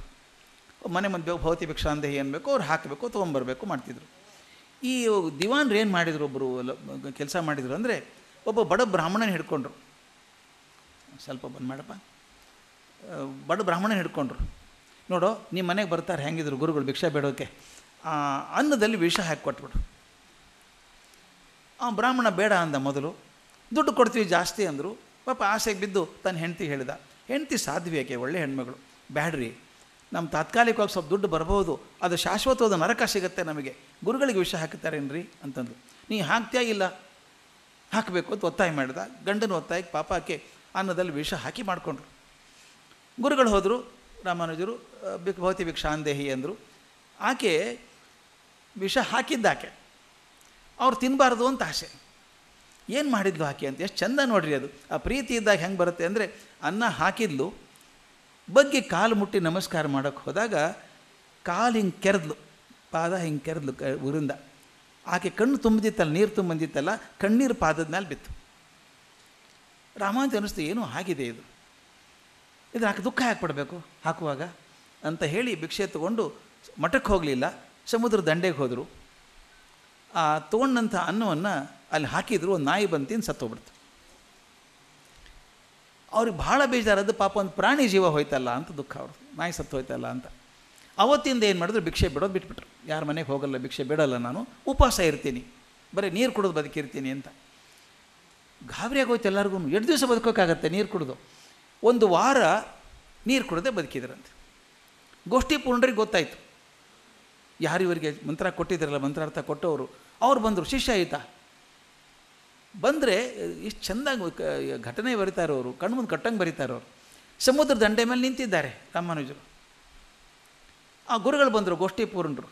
ಬಂದ ತಕ್ಷಣ ಮೊದಲನೇ ಲಕ್ಷಣ ಶಿಷ್ಯನ ಒಂದು ದೀರ್ಘದಂಡ ನಮಸ್ಕಾರ ಮಾಡಬೇಕು. ಆ ಮರಳಲ್ಲಿ ದೀರ್ಘದಂಡ ನಮಸ್ಕಾರ ಮಾಡಿದ್ದಾರೆ. ನೀವು ಕಲ್ಪನೆ ಮಾಡ್ಕೊಳ್ಳಿ, ಮಧ್ಯಾಹ್ನ ಹೊತ್ತಿಗೆ ಮರಳು ಹೆಂಗೆ ಕಾದಿರುತ್ತೆ. ಇವರು ಬರಿಮೆಯಲ್ಲಿದ್ದಾರೆ, ದೀರ್ಘದಂಡ ನಮಸ್ಕಾರ ಮಾಡಿದ್ದಾರೆ. ಪದ್ಧತಿ ಪ್ರಕಾರ ಗುರು 7 ಅನ್ನೋ ತನಕ ಹೇಳೋಂಗಿಲ್ಲ, ಹಾಗೆ ಮಲ್ಕೊಂಡೇ ಇದ್ದಾರೆ, ಕೈ ಚಾಚ್ಕೊಂಡಿದ್ದಾರೆ. ಕಾದಿದೆ ಮರಳು. ಅವನ ಶಿಷ್ಯ ಒಬ್ಬ ಇದ್ದ, ಅವನ ಶಿಷ್ಯ ಒಬ್ಬ ಕಿಡಾಂಬಿ ಅಚ್ಚನ್ ಅಂತ ಶಿಷ್ಯ ಜೊತೆ ಹೋಗೋನಷ್ಟೇನು. ಅವನು ನೋಡ್ತಾ ಇದ್ದ. ಗುರುಗಳ ಬಗ್ಗೆ ಅಪಾರ ಪ್ರೀತಿ ಅವನಿಗೆ. ಈ ಅಂಥ ಗುರು ರೀ, 7 ಅಂತ ಇಲ್ಲ, ಮೈ ಮೇಲೆ ಗುಳ್ಳೆ ಬರ್ತಾಯಿದೆ ಪಾಪ ಆತರಿಗೆ, ತಡ್ಕೊಳ್ಳೋಕ್ಕಾಗಲಿಲ್ಲಂತೆ. ಗುರು ಪ್ರೀತಿ ಹೆಂಗೆ ಮಾಡಿಸುತ್ತೆ ನೋಡಿ. ತನ್ನ ಗುರುವೇನು ಗುರು, ಅವನು ಗುರುವಿಗೆ ನಮಸ್ಕಾರ ಮಾಡಿದ್ದಾರೆ. ಇವನು ಕೋಪದಿಂದ ಗುರುಗೆ ಬೈತಾನೆ, ಏ ಚೋಳಿ ಬ್ರಾಹ್ಮಣ, ಅಂದರೆ ಚೋಳನಗರದವನು, ಚೋಳ ಪ್ರಾಂತಕ್ಕೆ ಸೇರಿದವನು, ಗೋಷ್ಠಿಪುರ. ಚೋಳಿ ಬ್ರಾಹ್ಮಣ, ಕಣ್ಣಿಲ್ವ ನಿನಗೆ? ಗುರುಗಳು ನೆಲ ಮೇಲೆ ಮಲ್ಕೊಂಡಿದ್ದಾರೆ, ಮೈ ಸುಡ್ತಾ ಇದೆ, ಗುಳ್ಳೆ ಬರ್ತಾ ಇದೆ, ಎಬ್ಸೋಕ್ಕಾಗಲ್ವ ನಿನಗೆ? ಬುದ್ಧಿ ಇಲ್ವ ನಿನಗೆ? ಬಯೋಕ್ ಶುರು ಮಾಡಿಬಿಟ್ಟ ಗುರುಗಳಿಗೆ. ಅವ್ರು ನಕ್ಕರಂತೆ, ನಕ್ಬಿಟ್ಟು ಏಳು ಮೇಲೆ ಅಂದ್ರಂತೆ. ಎದ್ದ ಮೇಲೆ ಹೇಳಿದ್ರಂತೆ, ಇನ್ಮೇಲೆ ಯಾರನ್ನೂ ನಂಬೇಡ ಮಠದಲ್ಲಿ, ಇವನು ನಂಬ್ಕೋ, ನಿನ್ನ ಮೇಲೆ ಭಾರಿ ವಿಶ್ವಾಸ ಇದೆ ಅವನಿಗೆ. ನಿನ್ನ ಮೇಲೆ ಎಷ್ಟು ವಿಶ್ವಾಸ ಇದೆ ಅಂದರೆ, ನಾನು ನಿನ್ನ ಗುರು ಅನ್ನೋದು ಮರೆತು ನಾನು ಚೆನ್ನಾಗಿ ಬೈದಿದ್ದಾನೆ ಇವನು, ನೀನು ಭಾಳ ಪ್ರೀತಿ ಮಾಡ್ತಾನೆ, ಅವನೇ ಅಡುಗೆ ಮಾಡ್ತಾನೆ, ನಿನಗೆ ಭಿಕ್ಷೆ ಬೇಡೋಕ್ಕೆ ಹೋಗಬೇಡ ಅಂತ. ಅವತ್ತಿಂದ ಶ್ರೀರಂಗಮಲ್ಲಿ ಪದ್ಧತಿ ಶುರು ಆದದ್ದು. ಸ್ವಾಮಿಗಳು ಭಿಕ್ಷೆ ಬೇಡೋಕ್ಕೆ ಹೋಗಲ್ಲ, ಅಲ್ಲಿ ಒಬ್ಬ ಮಠದಲ್ಲಿ ಒಬ್ಬ ಅಡುಗೆಯವನಿರ್ತಾನೆ, ಅಲ್ಲಿಂದ ಪದ್ಧತಿ ಶುರು ಆಯಿತು ಅಂತ. ಕಿಡಾಂಬಿ ಅಚ್ಚಾನ್ ಮಂದಿರ ಅಂತ ಬರೆದಿದ್ದಾರೆ, ಬೋರ್ಡಿದೆ ಅಲ್ಲೊಂದು. ಅಂದರೆ ಗಿಡಾಂಬಿ ಅಚ್ಚನ್ ಹೊತ್ತಿಸಿದಂಥ ಒಲೆ ಅವತ್ತು ಅಡುಗೆ ಮಾಡೋದಕ್ಕೆ. ಆ ಅಡುಗೆ ಮಾಡಿ ಊಟಕ್ಕೆ ಹಾಕ್ತಿದ್ದ. ಅಂದಿನಿಂದ ರಾಮಾನುಜರು ಭಿಕ್ಷೆ ಹೊಡೋದು ತಪ್ಪೋಯ್ತು ಅಂತ. ಎಷ್ಟರ ಮಟ್ಟಿಗೆ ತೊಂದರೆ ಆಯಿತು ರಾಮಾನುಜರಿಗೆ ಅಲ್ಲಿ ಮಠದಲ್ಲಿ ಅಂದರೆ, 2 ವರ್ಷ ಶ್ರೀರಂಗಂ ಬಿಟ್ಬಿಟ್ರು. ತಿರುವೆಳ್ಳರೈ ಅಂತ ಒಂದು ಊರು, ಅಲ್ಲಿ ಒಂದು 25 ಕಿಲೋಮೀಟ್ರ್ ದೂರ ಮೇಲೆ ಅಲ್ಲೊಂದು ದೇವಸ್ಥಾನ, ಅಲ್ಲಿ ಹೋಗಿದ್ಬಿಟ್ರು. ಅಂದರೆ ಮಠದ ವ್ಯವಸ್ಥೆ ಹೇಗೆ ಆಗಿಬಿಡ್ತದೆ ಅಂದರೆ, ಮಠದ ಯಜಮಾನನಿಗೆ ಇರೋಕ್ಕಾಗಲ್ಲ, ಆ ಥರ ಪರಿಸ್ಥಿತಿ ಬಂದುಬಿಡ್ತದೆ. ಹೊರಗೆ ಹೋಗ್ಬಿಟ್ರು. ಅಲ್ಲೊಂದು ಸಣ್ಣ ರಂಗನಾಥ ಸ್ವಾಮಿ ವಿಗ್ರಹ ಸ್ಥಾಪನೆ ಮಾಡಿ ಒಂದು ಕೆರೆ ಕಟ್ಟಿಸಿದ್ರು. 2 ವರ್ಷ ಆದಮೇಲೆ ನಿಧಾನಕ್ಕೆ ಅವ್ರು ಯಾರ್ಯಾರು ದುಷ್ಟಕೂಟ ಇತ್ತೋ ಅವ್ರನ್ನೆಲ್ಲ ಹೊರಗಡೆ ಕಳಿಸಿ ವಾತಾವರಣ ತಿಳಿಯಾಯಿತು ಅಂದಮೇಲೆ ಮತ್ತೆ ವಾಪಸ್ ಬಂದರು. ಆದರೂ ಕೆಲವರು ಅರ್ಚಕರು ಉಳ್ಕೊಂಡಿದ್ರು ಅಲ್ಲಿನ.